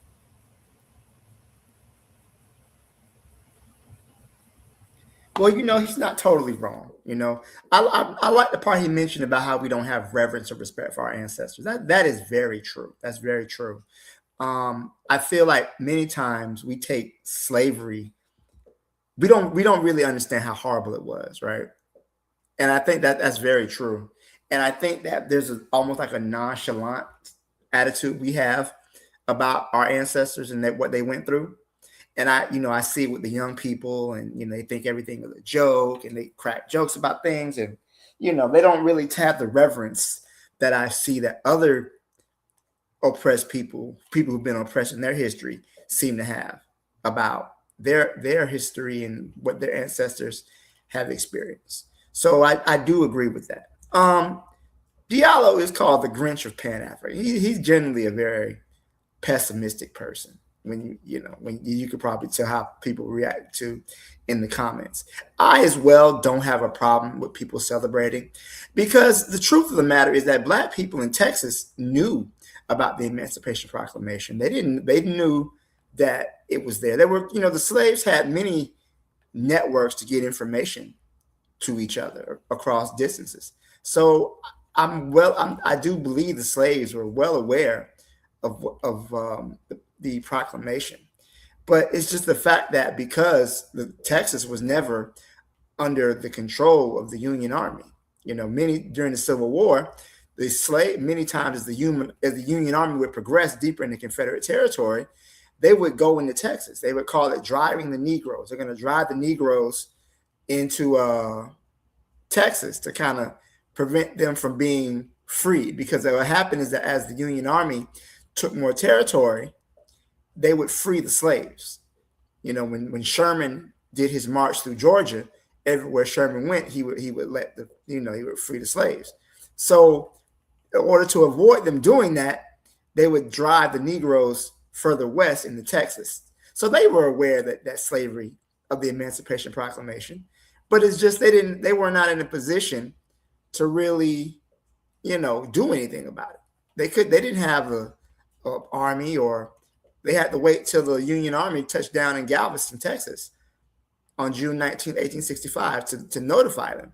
But not getting too far of a history, the Emancipation Proclamation really didn't free too many slaves. It wasn't until the passage of the 13th Amendment in December of 65 that slavery actually ended in the United States. But many places kept up slavery up until then. For example, there were 4 states that did secede from the Union after the Civil War: Delaware, Maryland, I believe it was Missouri, and I forgot the other one, the border states. But they never seceded from the United States, and they were slave states. So slavery didn't end as a result of the Emancipation Proclamation, simply because that those states were not in rebellion. The Emancipation only affected those states that were in rebellion against the United States and that were slave owners. It was meant to be it was executive order. We always talk about executive order signed by Trump. But long story short, I'm not against celebrating, but I also understand his idea that, we have to couple this barbecue and the grilling with reverence and just basically an understanding of what our ancestors experienced and what they went through. And also, it should not be felt like you were saying, these people were denied their freedom 2 extra years than they should have been. They should have never been enslaved in the first place. But I understand what he's saying. These people should have been free. Why are we celebrating this? But I also understand that human beings, they want a reason to celebrate. They want a reason to organize and be with family. I don't necessarily see that's a problem. But I do think that we do have to have a little bit more memorials and understanding. It's not about just another extra day to grill. Don't forget what those people experienced and what they went through as well. But no, I kind of get what he's saying. But again, he's the Grinch of Pan-Africanism. He's tends to be more negative than positive. Yes, I'm not familiar with this guy. So, actually, before I go back to Brother Bakari, is this a guy? So he's Pan-African, but he's the Grinch of Pan-Africanism. Should he be listened to, on a regular? Well, let me say this. I have been listening to him for some years, right? And I do agree with a lot of what he says. But he is arrogant. He's very egotistical. He doesn't like to admit when he's wrong. And I find that sometimes he lives in an echo chamber. He is atheist. He doesn't believe in any type of religious belief. But he always said, if you're going to believe in a God, believe in an African God. So, okay, fine. But I mean, I'm the type of person, spit the meat, eat the meat, spit out the bones. So I listen to what he says. And if I agree with it, I agree with it. If not, then I move on. But I do think his takes are correct more often than not. But I do think that when I call him the Grinch of Pan-Africanism, that was, how Umar was called the Prince of Pan-Africanism. So this is just kind of a play on words about, Umar called himself the Prince. And then, Diallo called himself the Grinch. And he didn't give himself that name.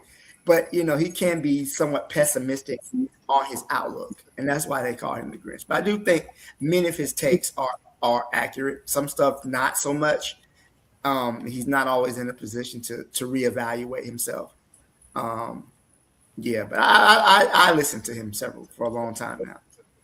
I think much of what he says is accurate. But again, he's only human, right? And I think that's part of the thing. Sometimes we can be so dogmatic in our positions that we don't always evaluate what we believe. But I agree on a part of what he says. But I'm still I got my chicken out there right now. So yeah,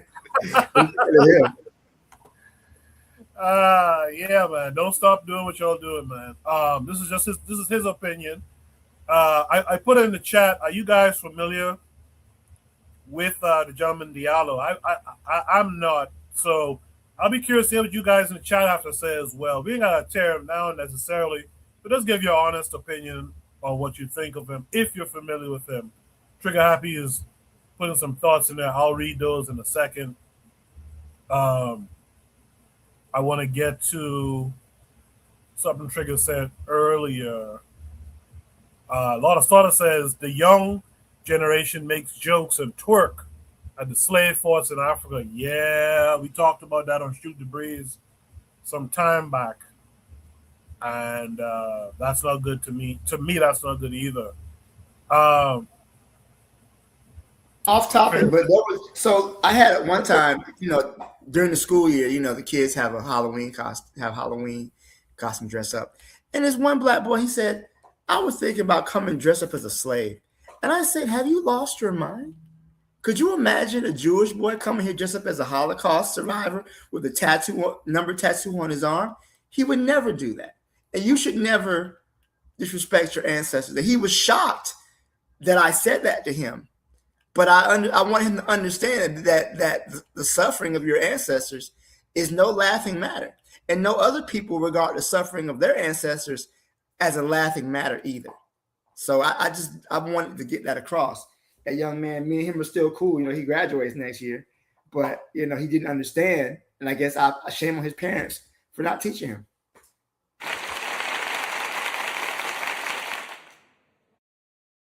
Good job on your part there, too. As an educator and as an elder to that kid, I appreciate what you did there. We let a lot of stuff slide. I'm not going to get too far into it, but we let a lot of stuff slide and kind of make light of these things. I've gotten into this bad habit recently of like doom scrolling, and I see a lot of humor on Instagram and stuff, and sometimes it's humor at our ancestors. It's like, why would you make that joke?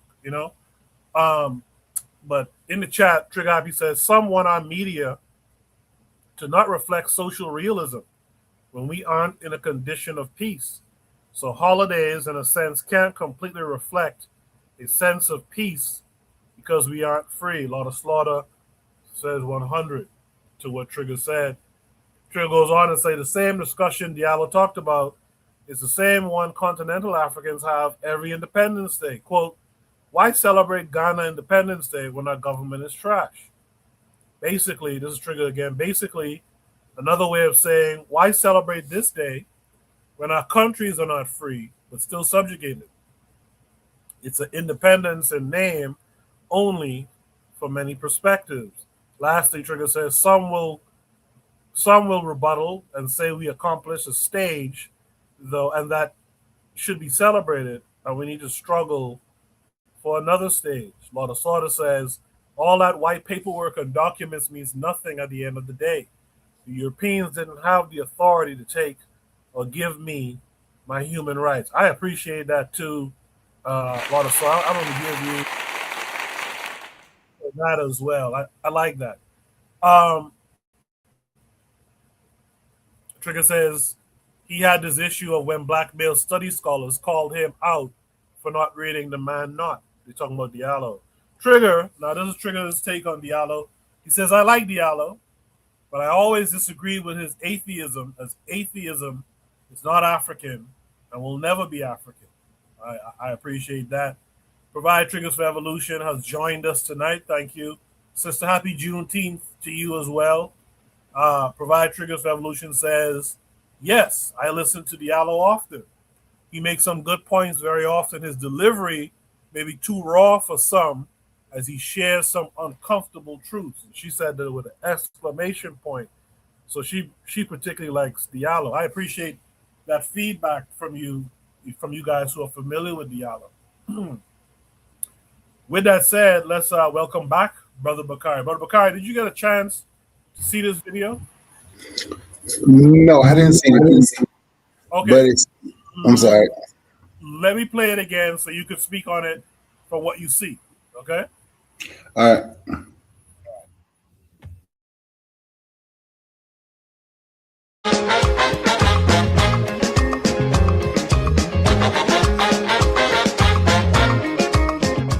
I don't like Juneteenth because I don't think that delayed freedom is something to celebrate. So justice delayed is justice denied. I don't think we as African people have enough reverence for what our ancestors endured. So to have a fucking picnic and parties and concerts and vendors in recognition for slavery's emancipation, and it's not even for emancipation, because Emancipation Day is not Juneteenth. Juneteenth is the day when Africans who spent an extra couple of years in chattel were finally let go. To me, that's a tragedy. After that initial Juneteenth celebration, that should have been the end of celebrating slavery. But when they went to burial grounds, they used to use Africans as fertilizer.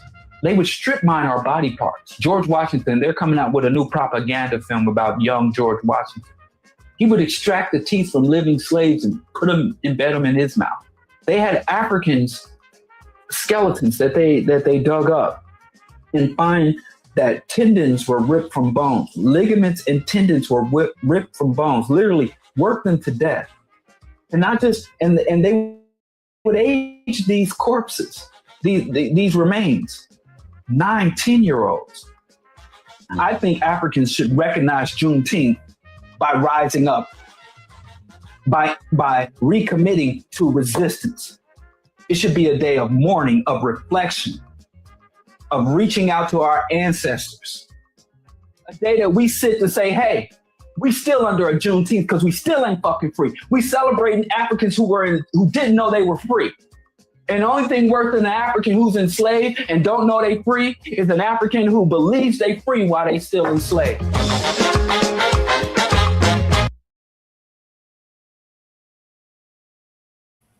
I promise I'm going to check him out a little bit more and see what's what for myself. But Brother Bakari, the truth about Juneteenth, what say you to all of it? First, I'm going to say most people I heard who had a problem with celebrating Juneteenth, they were upset because they say Joe Biden gave us a holiday. That's all they do is give us tokens, right? Now this brother said he don't want Juneteenth because Africans was kept 2 years extra, right? And that is a bad thing. But I can say this, and I would need my brother Oren on here to break down more of this history. But you know, they didn't sit and wait. I guess that you can say they sat and wait, but they didn't have weapons or anything to fight back against those white folk, right? We act like we were going to become magic and defeat the bullet. but I do understand rebelling. But also, like I said, I need my brother Orion to explain this a little more. I don't know what it is, but you do know there was some black people that was in the Union Army that militiaed up and went out their way and started fighting to free people that wasn't that hadn't been free. Texas wasn't the only one. Texas just had a longer, and they made it their last. But it's like Texas celebrated, and most people, especially I'm 54, especially most people from my generation, that say they hadn't seen it. They had seen it. They seen it in the movie Jason Lyrics. Jason Lyrics. They had a Juneteenth festival in Jason Lyrics. That is something black people did on their own, and I don't see anything wrong with celebrating it. You know, they celebrated in Oklahoma. They celebrated in part of Louisiana, and they celebrated it in parts of Mississippi. Not where I'm from. I never heard of it. I didn't know where it was till I went to Texas. Then I watched Jason Lyrics. I said, oh, this is what they're doing on Jason Lyrics. I didn't hear of it till I went to Texas. But I don't see a problem with celebrating it. Actually celebrating it, and you're getting together having a barbecue, and you say you want to organize, that could actually be a good time to organize. See, sometimes we got to look at what good can come from what we're doing instead of always talking about how bad it is, right? Look at what we were already doing when people was, because I've heard a lot of people, I ain't celebrating that. Some Democrat gonna give us a federal holiday. Well, don't do it. But black people were celebrating Juneteenth way before some Democrat decided to make it a federal. All they do is give us tokens. But black people's already celebrating it way before it was ever made a federal, holiday. So we got to see the positive. The positive in that is we were already doing it before Joe Biden, Sleepy Joe, Jim Crow Joe, before he ever said anything and made it a federal holiday, into saying we should be want to resist. I agree. So how about, instead of complaining about celebrating the holiday, how about be a part of the community when they're celebrating and talk to people and see how many people want to resist. This might make people want to resist. Some people don't know the real history of Juneteenth. So maybe if you tell them the history of Juneteenth, right? Maybe if we go out and we deal with the people and tell them the history of Juneteenth, maybe we can create some type of organization that want to resist and that want to fight back. So I don't have a problem with celebrating Juneteenth at all. That I get a mic. Bakari, I feel you on that.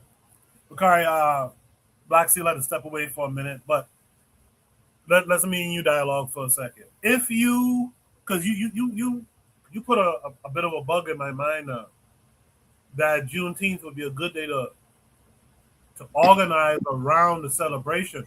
Bakari, if you had the resources in your neck of the woods, what would you do on Juneteenth?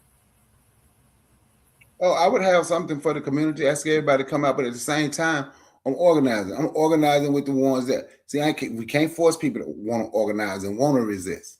But it's some that's going to come that want to resist. But they can come and get them a hot dog and a hamburger. The ones that don't want to, they might sit there and listen, and you can put a thought in their head. And I'm gonna use me. I just left for my son. You know, he came here, so we giving him something here for his graduation, for the people that did make it. Graduation, birthday in Juneteenth. It was him, his two Haitian buddies, his Nigerian buddy, his other brothers. I call them the Nerd Crew, had made it. And they got one guy with them from Nicaragua. When we talked about Juneteenth, that's what they talked about, was the fireworks. My son knew because I told him. So, but when I started talking to them about Juneteenth and the history of Juneteenth and what it meant, so now they're gathering became something different. It's not just to get together and eat and joke and smile now. So now they want to discuss ideas. See, we can't blame people for not knowing. You understand what I'm saying?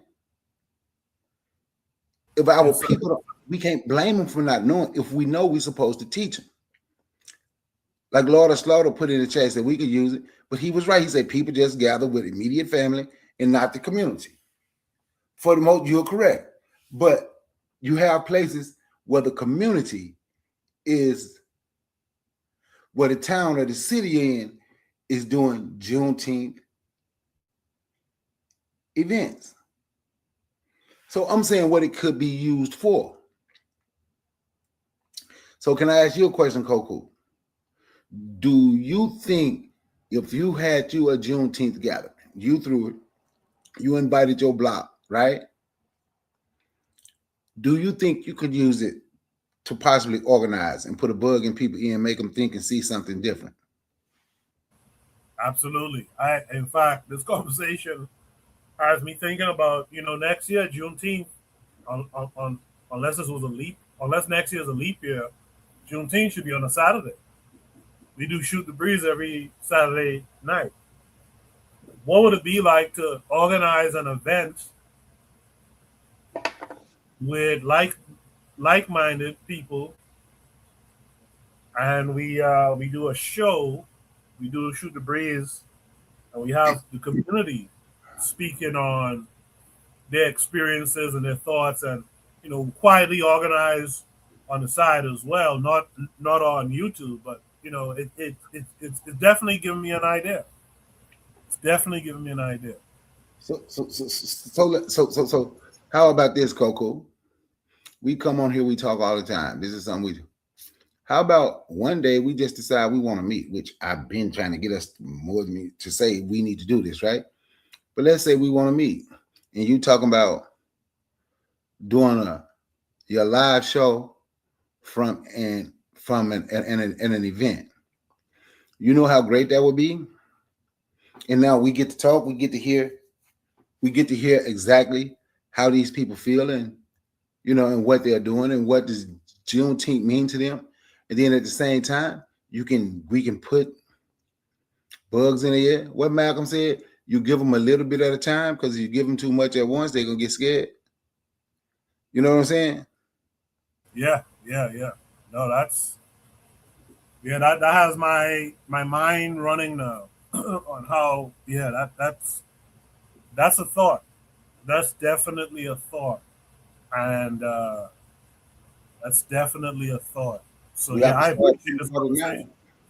You have to start putting order now. Organize, start putting the money now. Yeah. So we can do it. You know what? We're gonna talk about that as a group more by next week and the next several months leading up to Juneteenth of next year. That's what we will do. I think that's a great idea. And again, this is what Shoot the Breeze is really for. It's not just to hear people talk. If you notice, we don't really argue up here. We state our thoughts, and we fall off with one another. But it's supposed to spark something, because here's the next level of it. If we're already celebrating Juneteenth, and I'm looking to do this, how great would it be if, I don't want to attach things to people, but how great would it be if Bakari is doing something similar in his neck of the woods, and we join those things in this online community, or we show up in person, et cetera, et cetera. But we could do several things, several places, and hear from different people what Juneteenth means to them and what they'd like to see done in the community. It could be a good thing. It could be a good thing. Can I tell you something else? I'm gonna say something else, and people might not. I'm gonna tell you another one you can use, because we can get mad at our people all we want, but people gonna enjoy the 4th of July. They gonna enjoy their day at work. They gonna barbecue. They gonna do all that, right? I don't do it. That's not my thing. But Watch this. But since our people doing it, that's another day you could organize because our people gonna be together. You understand what I'm saying? Because our people is gonna be together. Yes, sir. Yeah.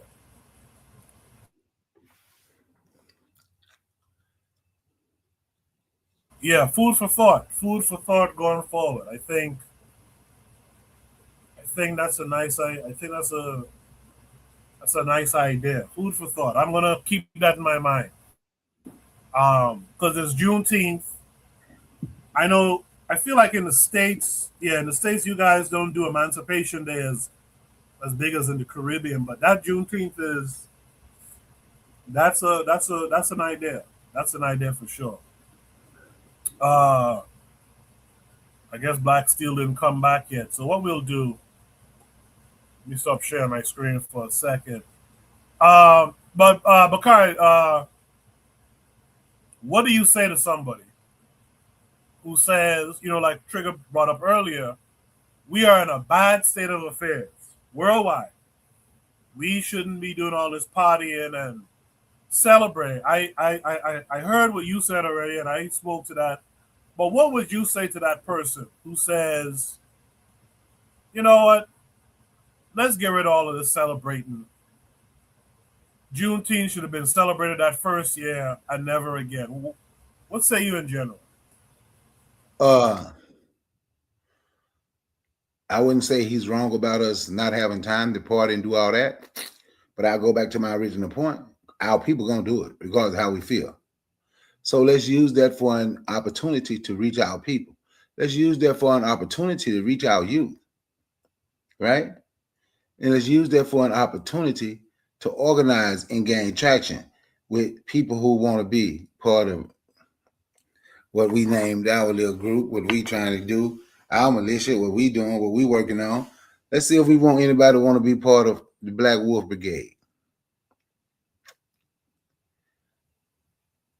See, even though we don't agree with it, we can use it, right? Like I go back to Christianity in the church. I'm not a Christian. And when I say what I said about Christians, I know more Christians because I do know a lot of Christians that's ready and will talk the same stuff we talk for the most part, except they're going to mention Jesus and all that, right?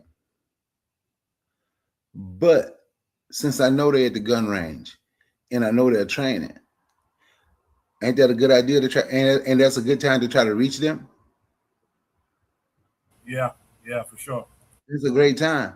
So instead of me telling them, forget Jesus and forget your church and forget your religion, we have something in common right here.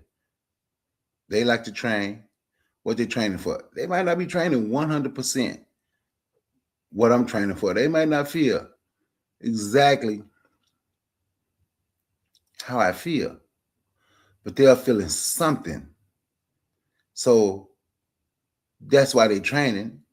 So now we have an opportunity to talk to them, and we have an opportunity so we can connect.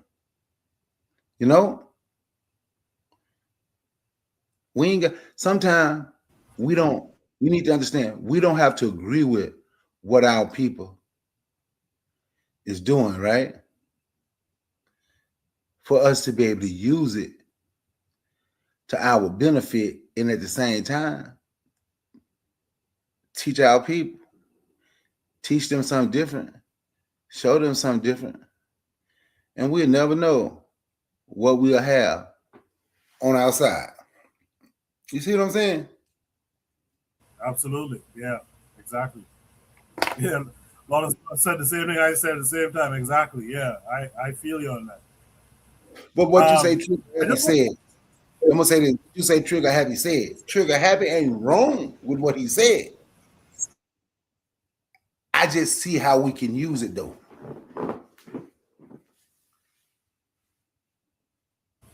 I just want to shout out. So Dorigo Cooper Photography is here. He says, shout out to the Marine Corps Major James Capers Jr., Medal of Honor recipient 60 years after the fact. Dorico Cooper Photography. I emailed you, must be a year ago. I was like, yo, I haven't heard from you in a minute. Where you been? And I haven't heard from you. I'm glad to see you're here, you're alive and hopefully well, and you're here in the chat tonight, man. Dorico, when I first started Shoot the Breeze, Dorico was like a regular in the chat, right? And I used to get a lot of a lot of stuff from Dorico about like investing and cryptocurrency, and I haven't heard from you, man. So I'm glad to see you there, and I hope you're well, man. Shout out to Jose. Jose says, "What's up, fam?" Jose, we right here chilling. It's Juneteenth. Happy Juneteenth to you too. We just here having a little conversation. Black Steel had stepped away. Black Steel is back. I don't know if you heard what we were talking about while you stepped away. And if you had any thoughts, or if not, I could just go to Shoot the Breeze topic number 4. But I think that's a good idea. That's something to think about for next Juneteenth. Definitely. Black Steel, did you want to add anything? No, we can go ahead and go to the next topic. All right, cool. All right, man. Good conversation there, Brother Bakari. I appreciate you. A lot of slaughter. Appreciate you too, with all your feedback, and Trigger Happy, of course, and everyone else in between. I'll check out this brother, Diallo, when I get a chance. Kofi the Black Critic said he subscribed to him. He has good content, so I'll definitely check him out. Dorico says, "Thanks, brother. Doing well. Been through a lot since we last spoke." Okay, hopefully we could chop it up and email again at some point soon. In the meantime, let's go to Shoot the Breeze topic number 4 for time's sake. We're going to end at around 11. Shoot the Breeze topic number 4 says, "Notice this World Cup, the lack of African fans for their teams." Jose, if you're still out there, you might be good with this topic as well. If you can, come up and lend your voice to this conversation. This comes with a link that's going to take us to X, I believe. Yeah. Make sure you guys can see my screen. My computer's working slow, so okay, there you go. So this is from the New York Times, actually. It says, from the Athletic football, Senegal captain Kalidou Koulibaly. You know, it's funny. I had a teacher in school back home whose last name was Koulibaly. Has questioned why his country's fans have been hamstrung in their attempts to support their national team during the World Cup, with Senegalese nationals facing a travel ban in the United States. Let me read that one more time. This is from the Athletic Football Club.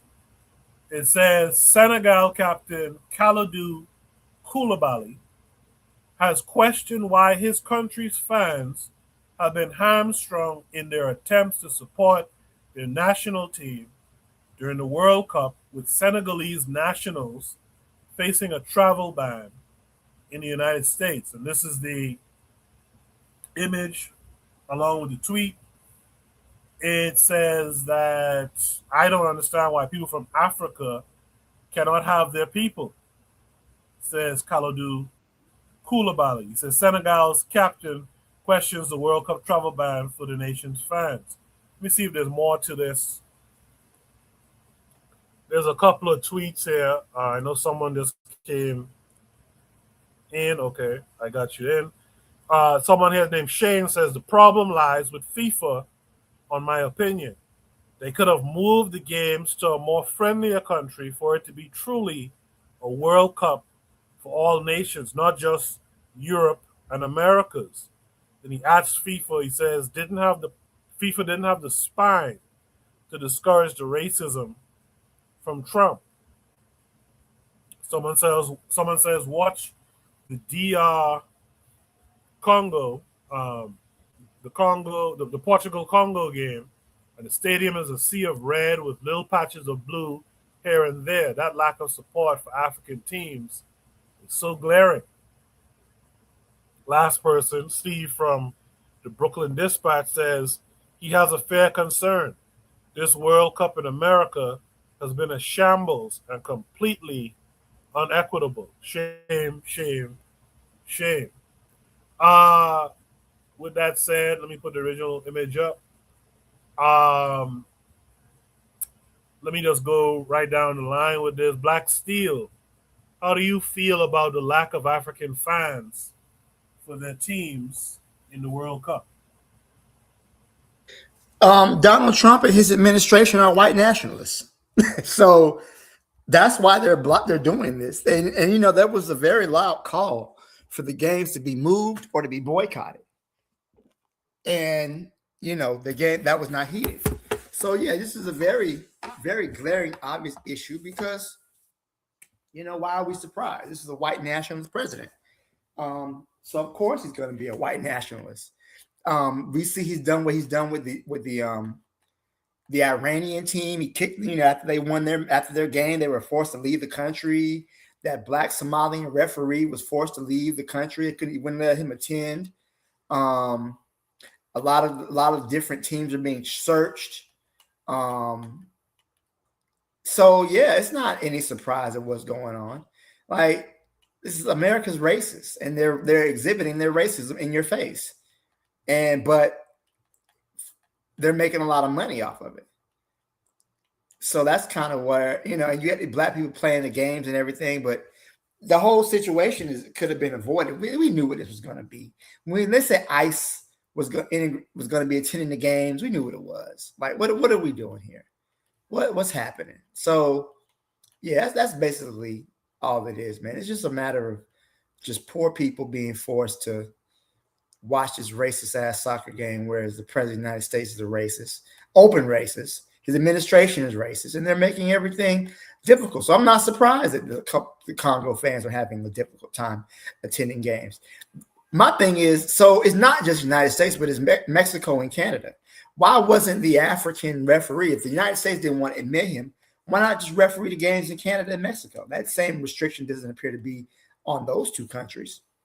You know, so I'm just wondering, like, but yet FIFA's still sending back to Somalia. It's crazy how they're operating, how they're doing this whole situation, man. It's all a joke, really. Nobody should be attending these games, you know, especially the games held in the United States, being controlled by a white nationalist president who's an open white nationalist. Go ahead and I don't know. I feel like the game should have been either moved. They refused to move to the United States, boycott the games because this was the predicted outcome, and what's happening as we predicted this was going to happen. But yeah, I'll leave it there, Coach. I figured this is going to be the case. I appreciate that, Black Steel. Lot of Slaughter, I made you a mod. So drop that link again because I don't see the link. So drop that link again for me, Lot of Slaughter. I'll play it as soon as you drop it. I should be able to pick it up from there. Okay, Lot of Slaughter just dropped it again.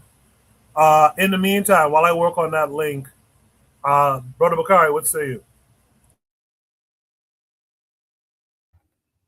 You know, my one of my homeboys went to the Senegal, went to the game in New Jersey when they played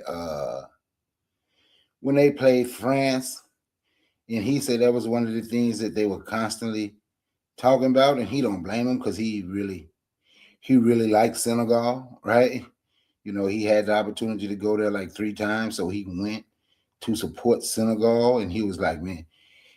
And from what he was saying, he was like, we don't understand how Senegal travel, how that team travel, and they say normally travel with about going to different countries, World Cup, because he's saying been about 3 of them, about 25,000 people, and they wouldn't allow to bring their fans. Congo were not allowed to bring all of their fans here. But like Black Steel said, we have a and I say this to make me say this, and I really make Christians mad. But we have a white Christian nationalist as president, and like Black Seal said, say, what do you expect? And he's doing it right in our face. And what Black Steel said, I was going to mention that too about Iran. I forget what they played at, but they had to fly after their game. They have to fly to Mexico. They can't even stay. They can't even stay in the states. Can't stay where their game is played. They have to come from Mexico on game day. So I like Black Steel, there's not much you can say. This guy, he's showing you who and what. He's showing you who and what he is. And basically, he's daring people to do something about it. Because while they're doing that, who is it? Wasn't it Kenya just made some type of deal with America, so they can constantly disrespect us and our people, as long as we got some people, as long as some of our people willing to just, you know what, I'm gonna get some money out the deal. So that's what's important. And I think that is a foul. So yeah, it's real messed up. You're right. They could have played in Canada. They could have played in Mexico. So whoever said FIFA is a criminal organization and said what they said about FIFA, FIFA is also letting you know that they agree with Donald Trump. And I yield the mic. A lot of sort of said FIFA is a criminal enterprise. Earlier, Trigger Happy 262 Plus said, watching that Ivory Coast versus Ecuador game, barely any Ivorian fans. Man, it was sad. Jose joined us, but before I go to Jose, a lot of sort of suggested this video. I'm gonna switch it to this video. I've seen this sister on social media. God damn it. Hold on. I've seen this sister on social media. I've seen little clips of her before. A lot of sort of says to subscribe to her channel. So you guys, if you I'll tell you her name in a second. You guys subscribe as well. She does drop some jewels. What's her name? Ashley B. So subscribe to Ashley B. Subscribe to her channel. Maybe I subscribed already? No. Subscribe to Ashley's channel. Click the bell to be notified. And by the way, if you haven't done that here, do the same for me as well. Subscribe. Click the bell to be notified. I'm going to play her video. It's a 4-minute video. I'm going to play her video, and then we'll let Jose respond to all of it, because part of this is a little bit personal to him as well. So let's watch. FIFA gave Donald Trump a peace prize? Ew. So naturally, I wanted to know what the fuck. So I went down a rabbit hole, and it turned out to be significantly worse than I expected. In December 2025, FIFA gave the President of the United States their peace prize. You know, for peace. The citation said something about his unwavering commitment to advancing peace and unity throughout the world. Huh? That's crazy, right? Because in April 2025, the federal government that this man runs deported a 4-year-old with stage 4 cancer. His name is Romeo. He has a 7-year-old sister named Ruby. She's also an American citizen. They were deported right alongside their mother, Rosario, back to Honduras. ICE refused to let their attorneys speak with them. They were lied to about where they were going, and they were gone in 3 days. That same week, another American citizen toddler named Jade, 2 years old, was deported with her mother, Julia. Same procedure, same Louisiana ICE office. The man whose government deported these children got a peace prize. In the 6 months since, this administration has deported over 500,000 people. ICE is killing American citizens. Fans from Haiti, Iran, Senegal, and the Ivory Coast cannot enter the country hosting their own teams. Visitors from the rest of the world They're being asked to hand over their social media to be screened for anti-Americanism. FIFA was told, Amnesty International, the ACLU, the NAACP, Human Rights Watch, 90 organizations signed a letter, and FIFA gave him the prize anyway. They brought that tournament here anyway. So I went looking at what FIFA is because I didn't really know much about the sport, if I'm being honest. FIFA's a criminal enterprise, and I am not exaggerating. In 2015, the DOJ indicted 9 FIFA officials on racketeering, wire fraud, and money laundering. The indictment covered over $150 million in bribes over 2 decades. Eventually, 45 people were charged. Over $200 million in documented bribes. The 2018 World Cup in Russia was bought with bribes. The 2022 World Cup in Qatar was bought with bribes. A FIFA vice president named Jack Warner took $5 million in bribes from Russia for his own vote. That's the public indictment. FIFA's last president, Sepp Blatter, he ran the organization for 17 years, and he was ousted for ethics violations during the same scandal. This is not an organization that's lost its way. This is what FIFA is. They've been bribed for decades to award tournaments to authoritarian governments. Argentina 1978. FIFA held the World Cup there. Meanwhile, the government was disappearing tens of thousands of its own people. Black people. Russia 2018.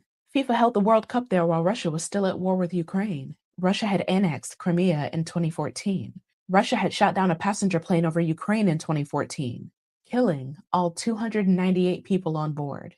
Russia was still occupying eastern Ukraine when the tournament kicked off. Multiple governments asked FIFA to move it. Sepp Blatter refused. And I really don't give a shit if I'm pronouncing his name wrong. The games went on. Qatar 2022. The Guardian documented 6,500 migrant workers from South Asia. They died in Qatar during the decade after FIFA awarded them the tournament. Most of them are buried in unmarked graves. Their families were never compensated. For most of that decade, Qatar's kafala labor system legally trapped migrant workers and made it illegal for them to change jobs or leave the country without their employer's approval. Being gay in Qatar was punishable by prison. FIFA knew all of it, and FIFA still played the games anyway. And now the United States in 2026, while this country is deporting 4-year-old cancer patients, the man running all that is wearing a FIFA Peace Prize.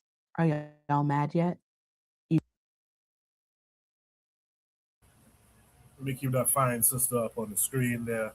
Boy, is she East African or something? That forehead makes me think she's from East Africa. She reminds me of a girl I know, but the eyes, let me stop. This is not shoot the breeze after dark, so I'll just leave it there. But man, beautiful sister, and from what I've seen of her content, she's always on point. Where's Trigger Happy in the chat? He's gone quiet all of a sudden. Trigger Happy, let's hear some thoughts from you on this now.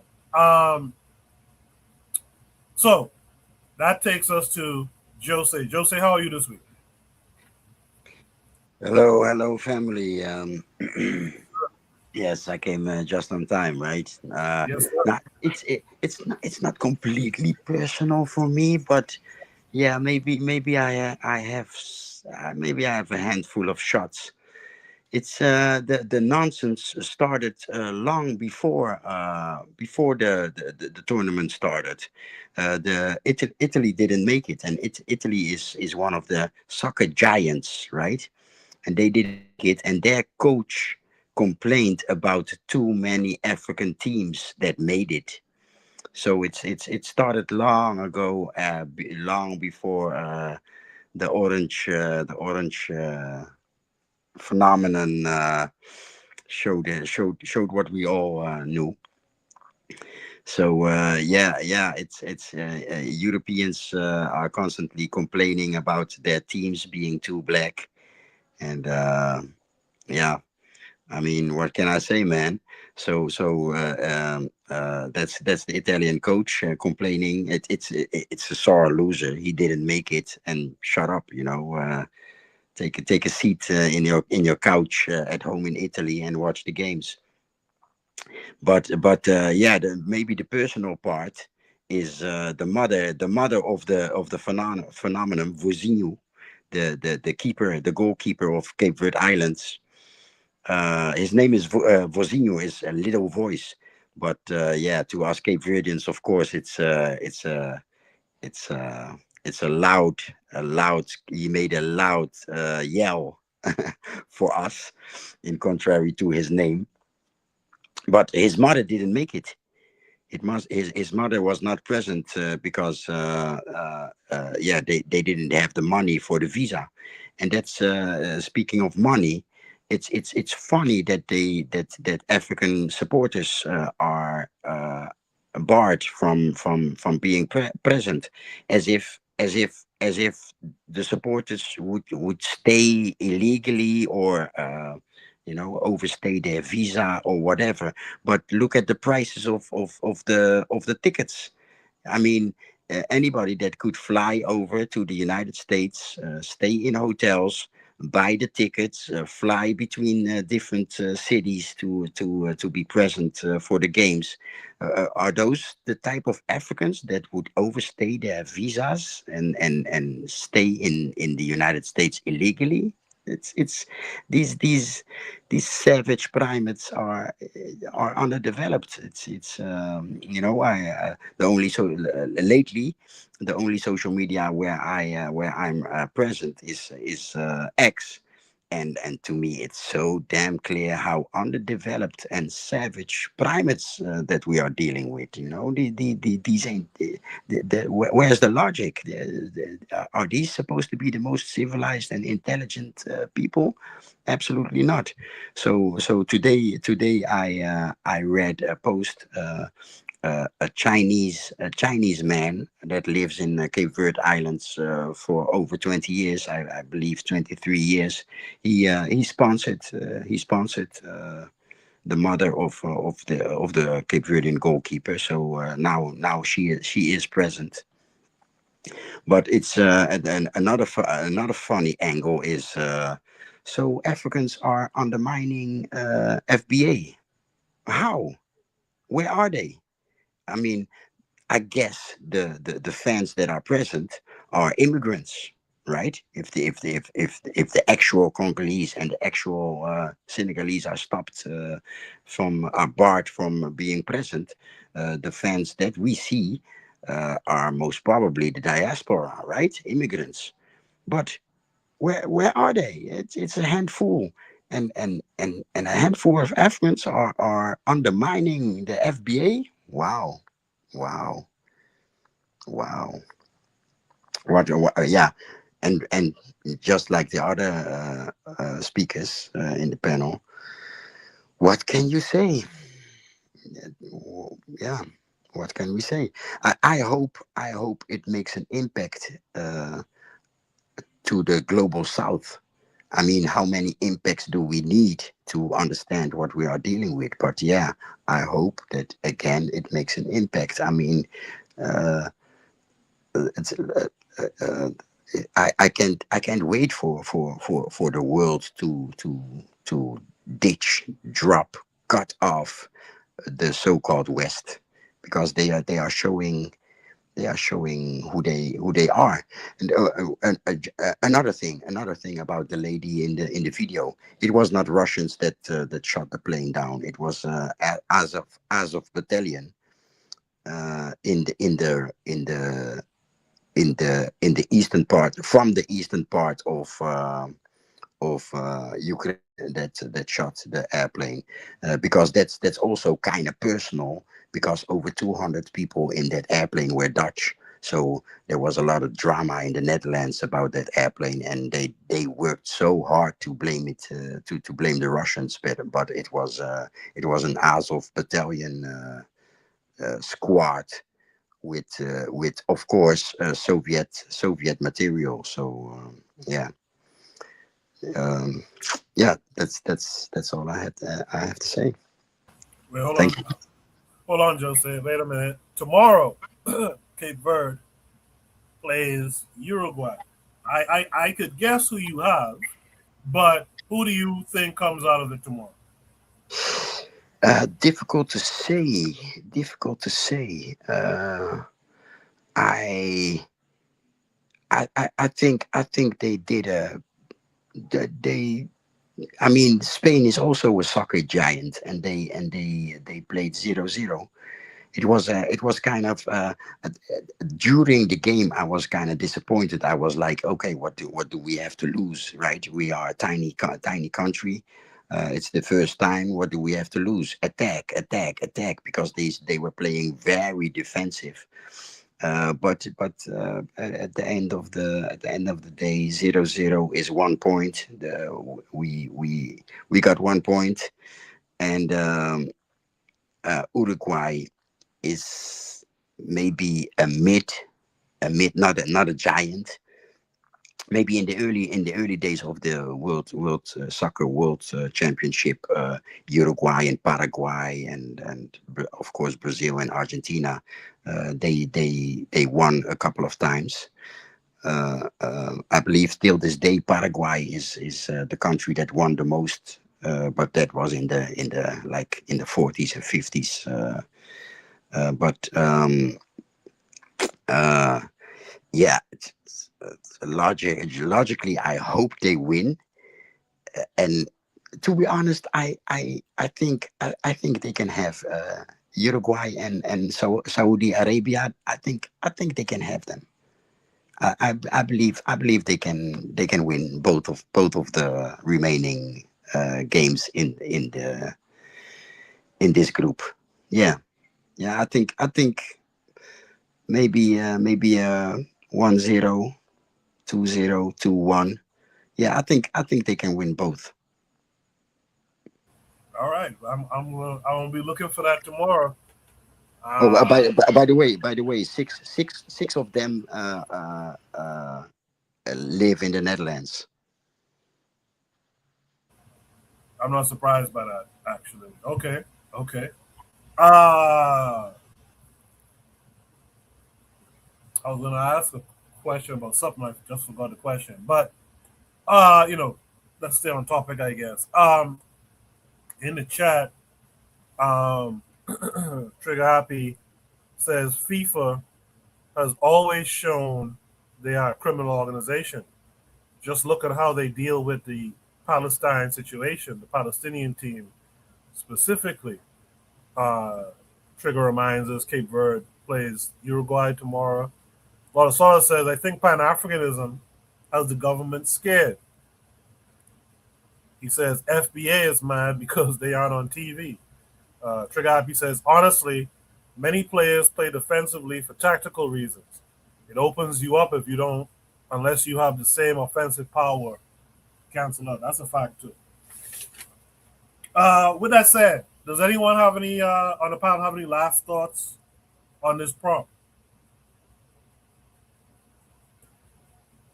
I know it's a soccer prompt, a football prompt, so maybe a lot of folks mightn't have too much to say about it. But something Jose said I want to touch on real quick is the prices. The prices.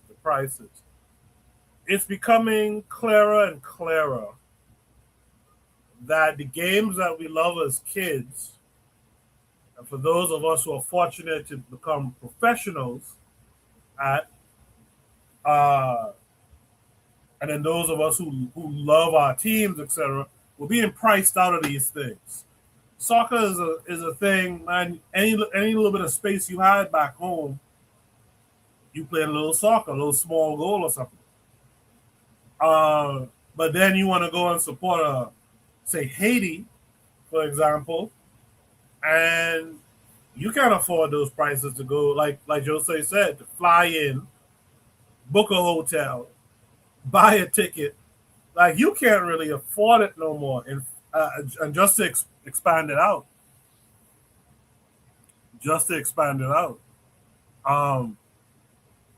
the Knicks recently won the championship. Shout out to the Knicks. But I was watching the games and looking at those seats, especially those within view of the closer to the floor. You really can't see a black person there, man. And let's be real, a bunch of tethers won the Knicks championship, right? Big Bodega, Cat, Tether, Brunson, Tether, right? Hart, I think, is like a bunch of them. But the people who really are the fans, who keep that going, who buy the merchandise, this, that, and the other, cannot go to those games. And if they can afford to make it, they're way up in the so-called nosebleeds. There's something we got to do something different. We really got to separate from these folks and make it something that we can actually tune into and enjoy, and you know what I mean, and we can put our dollars behind because it goes to our people, things of that nature. So I just want to point that out. Oh, Jacadero's in the chat. He says, ha ha, tethers. He said, you're not wrong though. I'm still rolling.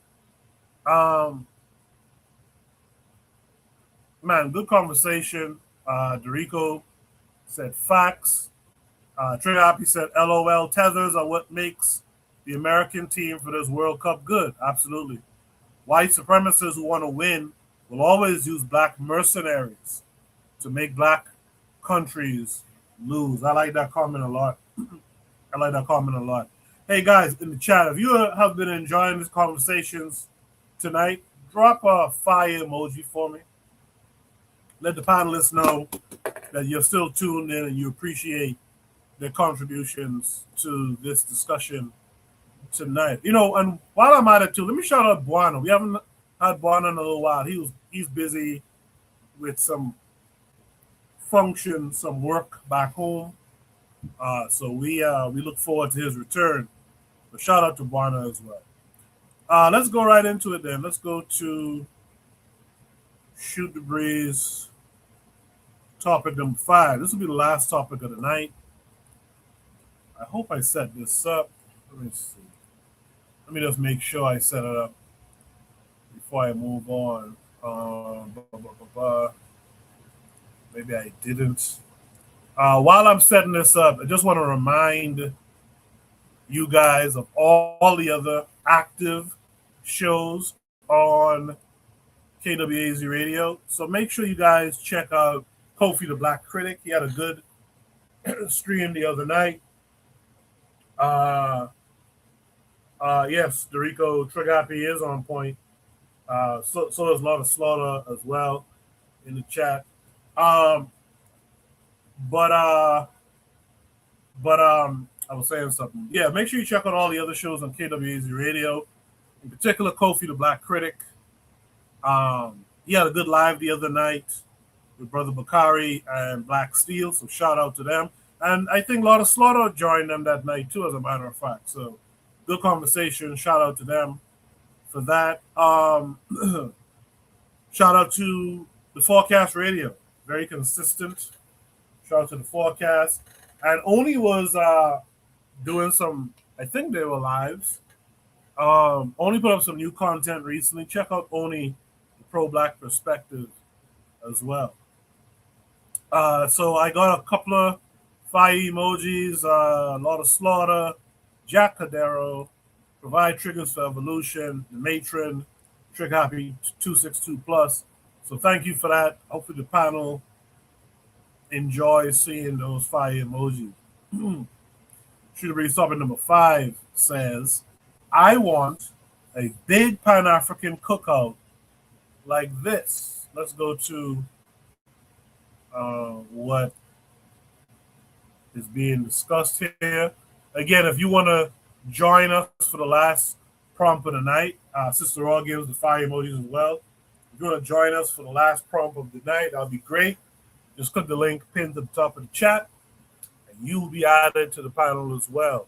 So, should be something number 5. I want a big Pan-African cookout like this. Takes us to this tweet from the Cake Lady. I like her on Twitter. She says, we need to make this happen. Where are you from? And what are you bringing? So the same thing is for the chat. Where are you from? And what are you bringing? Let's watch the video.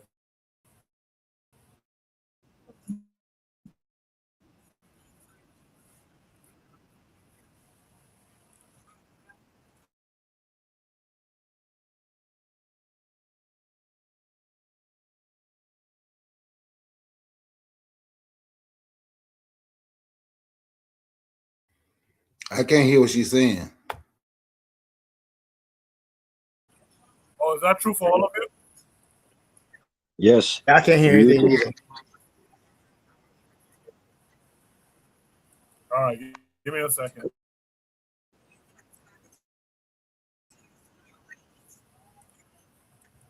For some reason I can't stop the damn video. All right, give me a second. Let me reshare. Again, that's a StreamYard thing. That's not my thing. But make sure you guys can see my screen now. Yeah, my apologies, guys. I'm working on the sound now. There's something going on strange here. Hold on a second. Let me stop sharing. Let me stop sharing and let me share it again. You know, when I host, there's gonna be some technical difficulties. So the Rico Coop in the chat says, Walter Rodney, how Europe underdeveloped Africa. Wow, this is interesting.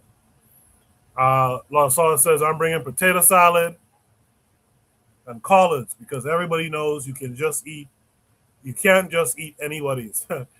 And Rico says he's bringing to the cookout Walter Rodney's how Europe underdeveloped Africa. You guys keep them rolling. Sister Raw, Matron, Trigger, what are you guys bringing that represents you? Let's try to play this video again. Something on the grill today. Everybody. Who all gonna be over here? I just told you everybody gonna be over here. Come on by, baby. Now, what kind of Negro are you? Are you WhatsApp black, or are you box Chevy Cutlass black? You talking about the black breeds? Oh no, we specifically asked them not to bring nothing, baby. Please, just bring your presents. Don't bring nothing from out your kitchen. Okay, you Kenyan. I knew you was. You got a real slenderness about yourself, so I knew you was Kenyan. I knew you played soccer because I seen your legs. You need protein. Give him some of that potato salad.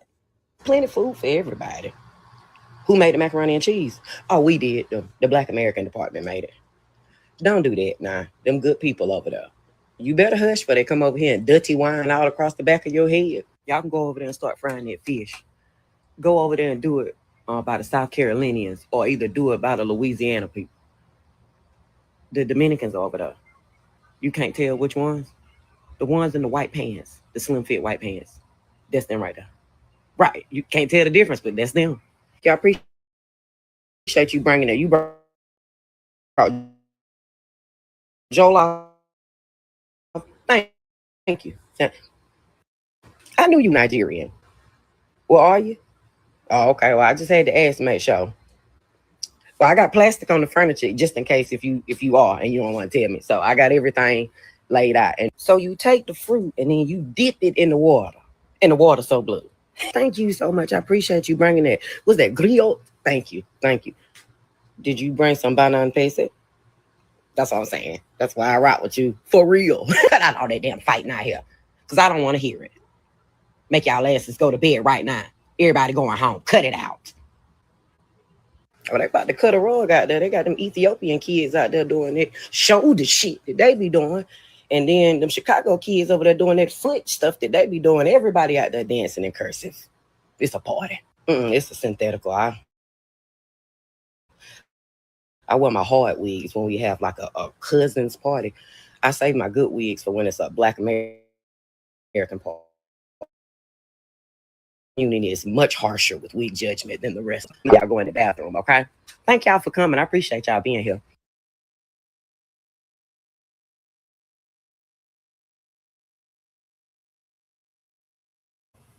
And you know what? I appreciated that video. She was funny, but she also was pointing out the different variations of African people around the world at this supposed cookout. You know, when I think of like Pan-Africanism and Black nationalism, etc., I've long wondered how come there's no like conscious comedian? At least I can't think of, unless you're with Uma, but I can't think of a real conscious comedian. It'll be nice to have that. It'll be nice to have like people like that who bring humor. Well, I guess. Well, he's not conscious, but you could say he's Pan African. Major Hype. He does all those impressions of different African peoples around the world. But it'll be nice. Actually, he is a comedian and he is funny too. So he might be one. But it would be nice to kind of have this kind of thing around more. You know what I mean? Culture, education. Say Godfrey. Godfrey is conscious. Do does he do conscious comedy? I don't know, but he's a conscious brother for sure. Uh Let me just go through some of the comments before I throw it to the panel. You guys will also, the panels will also tell me what you're bringing to the cookout. Let me scroll back. Wow, a lot of you had something to say. Rico says, I'm frying fish. Okay. Trigger says, I bring bofrot. Am I pronouncing that right, Trigger? I bring bofrot. Ghanaian donut that's like a ball shape. Many African countries have the snack, but in a different name. So is it a dessert? Just trying to be clear. Or is it like a samosa? Lot of Slaughter says, bad red bone with a fedora. Yeah, that sister was lovely as well. Sister Ross says, she'll bring the healing herbs. We know what that means, and I appreciate that too, Sister Raw. Dorico says he's going to catch, clean, and cook. Matron says she's bringing the 7-Up and lemon-flavored pound cake. Hey, man, I don't mind a little lemon-flavored pound cake from time to time. A lot of Slaughter says, asks if I have heard of Kirby. I think I did run across Kirby on Instagram. He says she's the new Erica Badu. I'll check out some more. Lawson says them Sudanese be doing that snake dance. The Rico says steppers from Chicago. Right? What else? Let me go through. Trigger says, I kept saying over and over, we need to unify African spirituality all together because that's how we become a cultural unit. The Muslims did it. We can do it too. I appreciate that. I think there's a couple of more comments I'll get to in a second. But let me mix it up this time. Let me start with Jose. Jose, what are your thoughts on that video? As well as what would you bring to the Pan-African cookout? I would bring to the Pan-African cookout some grog, like that's rum from sugarcane, to burn those to have people talking like this sister. I had to close my eyes to complete the sister part, if you understand what I'm saying. But she made me feel warm inside, man. I love the video. I love the video very much. But yeah, I would bring grog and pastei. And some fish to throw on the flames, and I would not bring cachupa, our national plate, because to me that's it's the leftovers thrown in a pot for the slaves, So no, I'm not very proud of our national plate. But pastei. I believe in the Caribbean they make it the same. It's like it can be anything folded into dough, I believe you call it, and then thrown in the oil, and it's like a snack. And you can put fish in it, meat, lots of variations of snacks to to uh, to put it simply. So yeah, for me, grog, pastei, and some fish to throw on the flames. And again, I love this. I very much loved the. I very much love the video. It literally made me feel warm inside. I love to see that. I love to see that happening everywhere where we are. I mean, most countries are multicultural. It's nonsense that everybody claims to be the most multicultural. The Brits, the Dutch, Americans, everybody is the most multicultural. But yeah, in those places, I wish that this would happen, and in the same warmth as the sister brought it. So laugh together, spend time together, eat together. Yeah, intermarry. Yes, I would love to see that. Good stuff, Joe said. That thing you just that dish you described with the dough and it can have meat in it and fried. That sounds like something we call fritters back home. Fritters. I would bring conch fritters from the Bahamas, and Yeah, I yeah, would. we also it's either cold, made at home, or made in place, but we call it pasté. Nice, nice, nice, nice. And you know what I'd bring? This is the real thing I'd bring. I'd bring gin and coconut water. That's a Bahamian. That's a heavy Bahamian thing. Um, Jacadero. A lot of Soda mentioned that snake dance, and Jacadero's in the chat. He says, I tried doing that snake dance the other week at a function, and let's just say it's harder than it looks. That's funny. Um, I saw something else someone had said. Derico says, love that Memphis jukin. Went to college with a brother named Wet Money. Look at him juking. He says he'll bring high life music from Ghana from 1968 to 1982. That's dope. He says he'll bring South African house music. I haven't tapped into South African house music. I gotta do that. He said he'll bring Nigerian Afrobeat. Culture Education says he'll bring.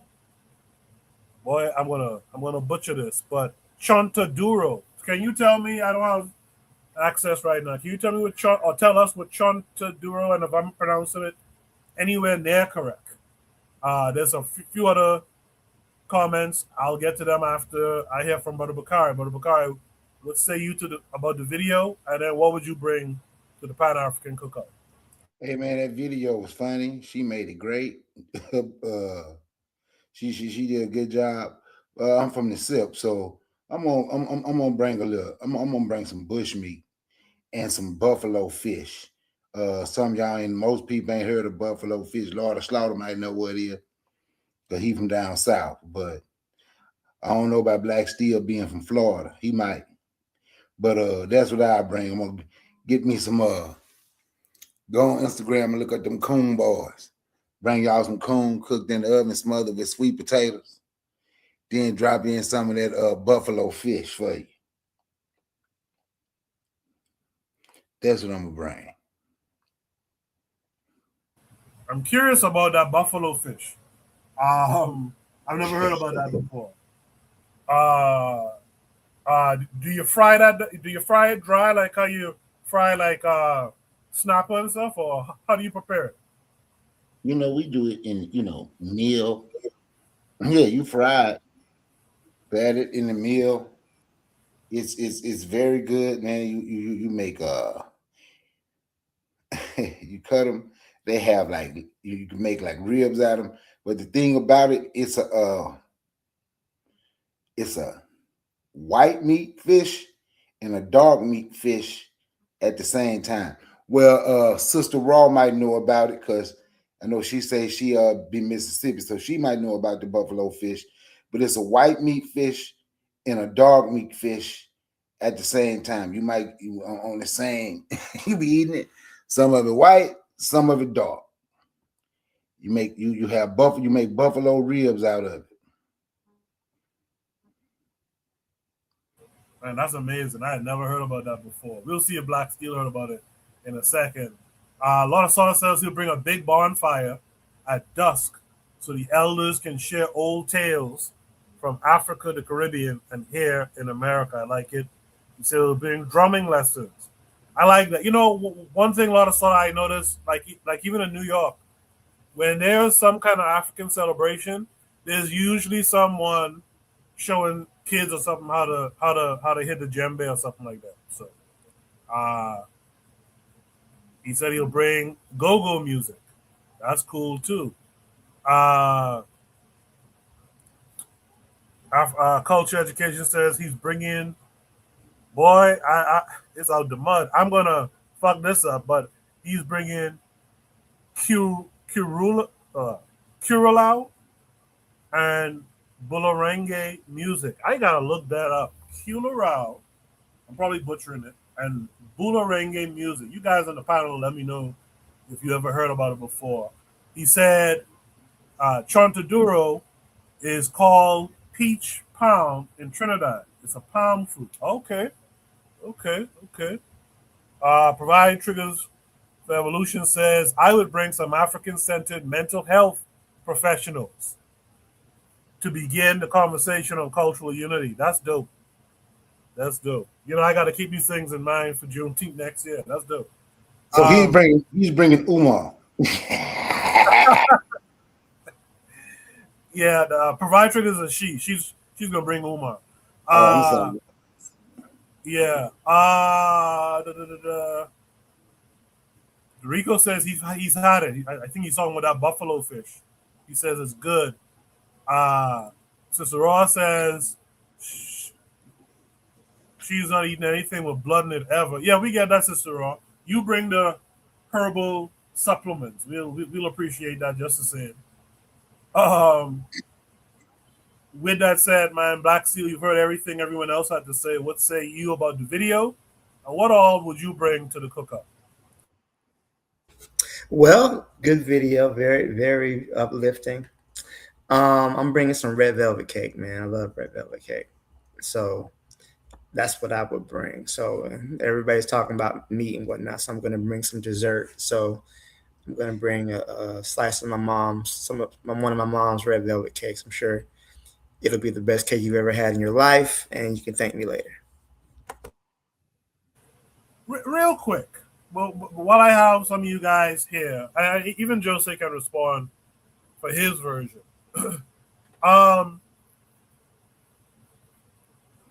What's the African in America? What's the preferred dessert?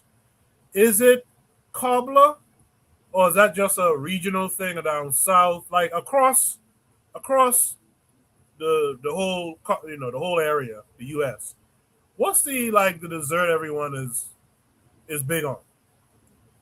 It's definitely a regional thing because we have peach cobbler here, butter pecan ice cream, whatever varieties of pound cake. It really just depends on where you are. The 7-Up cake. What's the one cake that they have? Wait, hold on. I'm sorry, Black. Is 7-Up cake made with 7-Up? Yeah. Oh, okay. Yeah. Pecan pie. So many different things. I don't think this is I'm trying to think. Yeah, pecan pie. Shoot, you're making me hungry now. I was just about to say that Black Steel. You can tell Black Steel really love his desserts. Dude, I do have a sweet tooth. Yes. You can tell you really love his desserts. I like what Matron says. She says, "Ain't nobody ever mad at a pound cake." I could see that.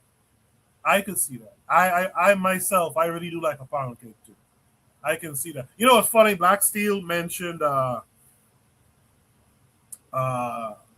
butter pecan ice cream. I saw a post just today where it was talking about how, I guess, Africans in America, the enslaved and otherwise, they couldn't eat vanilla ice cream, and so or they couldn't eat it, and maybe they had a one day of the year where they could buy it, but they couldn't be seen eating it in public, so they came up with the idea of adding butter and pecans and that's where the butter pecan is. Am I crazy or is that a thing? Black Steel, I Bakari. heard that. I don't know if that's true or not, but I have heard that legend before.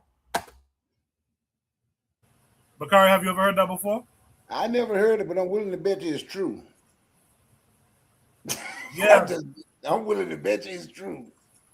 yeah. Cause I remember hearing something like this was many years ago. I remember hearing something like the reason why black folks tended to like chocolate ice cream so much was because they weren't allowed to eat vanilla. I heard that years ago. And when I was a kid, I absolutely loved chocolate ice cream. I can't stand it now, but I still love it. But it's interesting. Jose, what's the dessert, the big dessert from your country? Well, the dessert, literally after dinner, we eat fruit. You know, that's the typical dessert. But we have a lot of sweet snacks. We have a lot of different sweet snacks, like uh, yeah, it's almost jam from papaya, but it's eaten as candy, and the same. It looks the same, but it's hard, from coconuts. It's also jam, but like a rock. We have suzude. That's some large cookies, and it's soft. It's almost cake, but it's not soft as cake. But it's called suzude. Suzude is quiet. So they call it suzude because it doesn't make no sound if you bite in it, or if you snap off a piece. We have yeah, a lot, too much to mention, and a lot of it I don't even know the name, but we are sweet tooths, and but not as dessert, more like snacks. So Appreciate that. what y'all know about this one? Look this one up. Better than sex cake. Now that shit go hard. I've heard that before. What's in that, Bakari? It's the original Better Than Sex Cake. I can give you backstory. The original Better Than Sex Cake. My mom and one of her friends created that cake and actually was in her cake in her cookbook, her friend cookbook. It's like vanilla cake. It have yellow cake, vanilla pudding. You have bananas. You have it's layered. You have Cool Whips, and you have nuts on the top. Interesting. Interesting. Okay, I'm learning some stuff here. But by the way, the big dessert from where I'm from, I would probably say it's something called guava duff. You guys probably all know what a guava is because there's an American guava. We make this thing. It's almost like a guava jam that's rolled in and kind of layered in some dough. It's two ways to make it. You can make it more like a cake, like a jelly roll. You can make like a jelly roll, and then you add this buttercream sauce with rum in it over the top. Or my grandmother and them are from a smaller island, so they made it by boiling it. It's like guava jam, almost you could say, with rum, milk, and like a dough. It's almost like a dumpling, but it's sweet. It's really good. Um, but man, it's amazing to hear all these different things. Like you guys, like Black Steel, you're making me hungry. Anthony says peanut butter cake. Never heard of peanut butter cake. That's almost criminal. I've never heard about that. Uh, Anthony That says we call it, Louisiana, huh? that's some Louisiana stuff. Got to be. Anthony says we call it socket to me cake. Yeah, he talking Uh, about the Better Than Sex Cake. Yeah. yeah. Uh, yeah. Wine cake. I've never known about wine cake. That's interesting. Culture and Education mentioned something earlier that I'm familiar with. Coconut drops, peanut cake, as we call it. I think in the States they may call it peanut brittle or something like that. But yeah, that's the kind of stuff that we would enjoy. This is why we gotta come together, guys. We gotta bring all these different types of desserts and foods and herbal remedies and drumming and all this type of stuff together, man. This is why we gotta really come together. And we can do that just amongst us here. We could travel, we could come together, we could meet somewhere and bring a little taste to home if possible. So let's talk about that more over the coming weeks, man.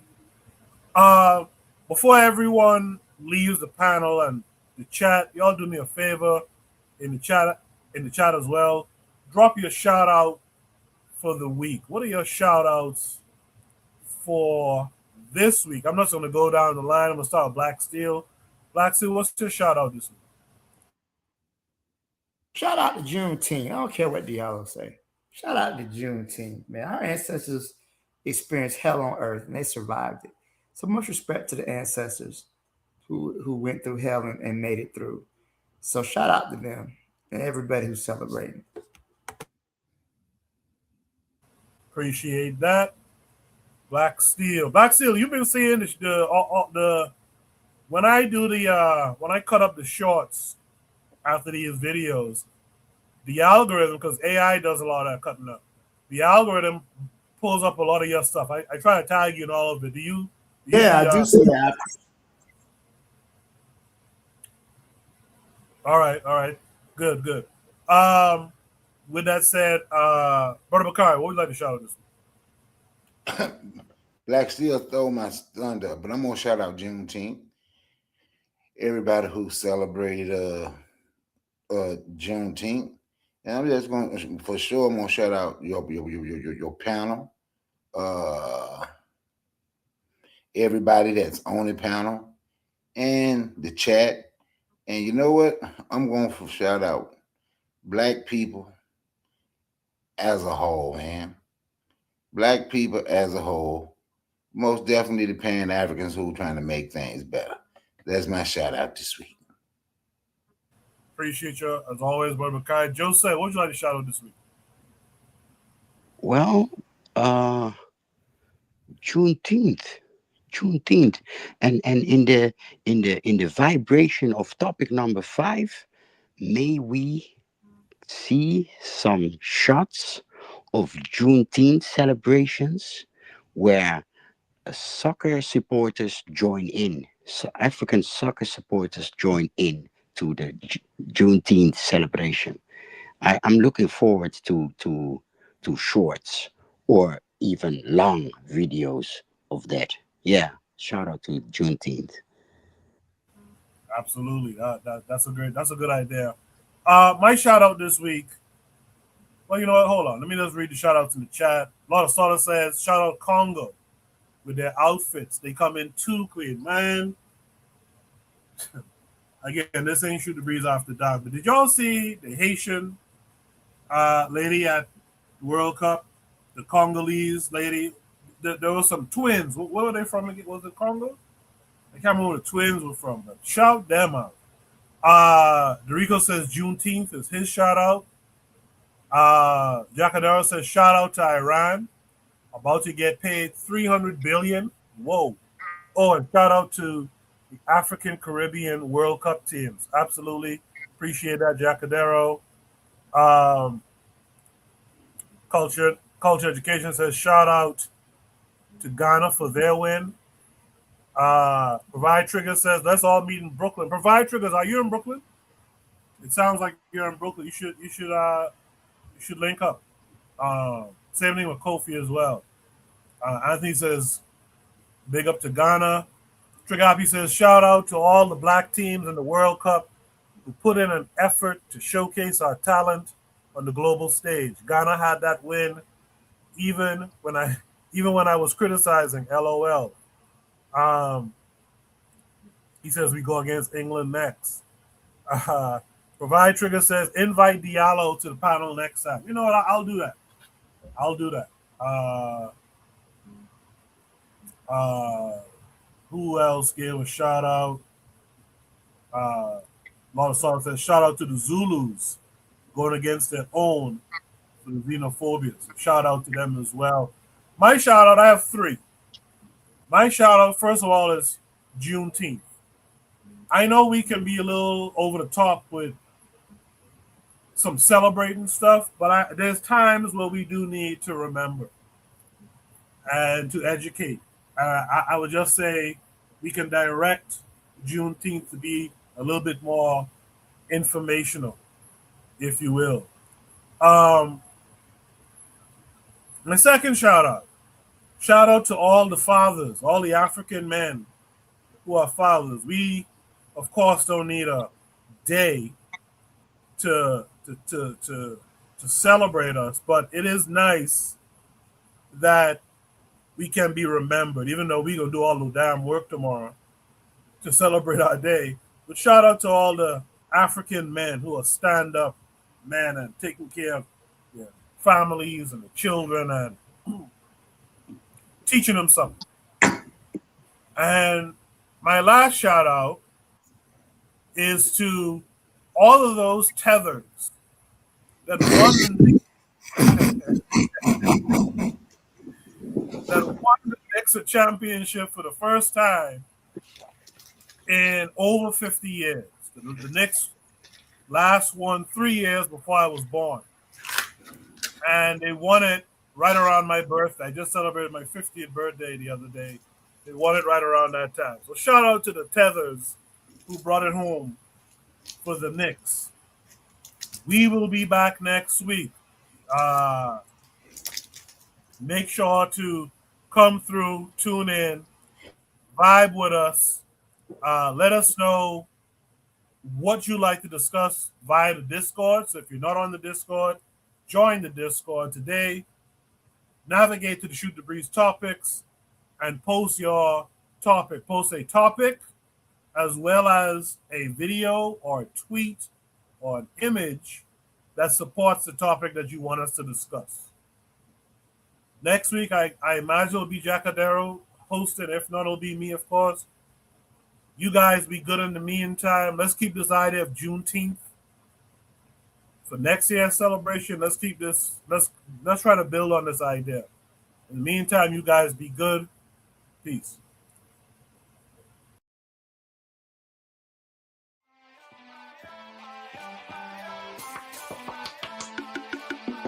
Thanks for listening to the Bitter Medicine Podcast with your host, Koku. If you like what you just heard, we hope you pass along our web address, bittermedicineblogs.com, to your friends and colleagues, and share our show to all your social media. Be sure to check out our archive section on our website for previous podcasts. This has been a KWAZ radio production. Join us next time for another session of the Bitter Medicine Podcast. Follow us on Facebook at Bitter Medicine Show, Twitter, Bitter Meds, Tumblr, Bitter Meds, Instagram, Bitter Medicine.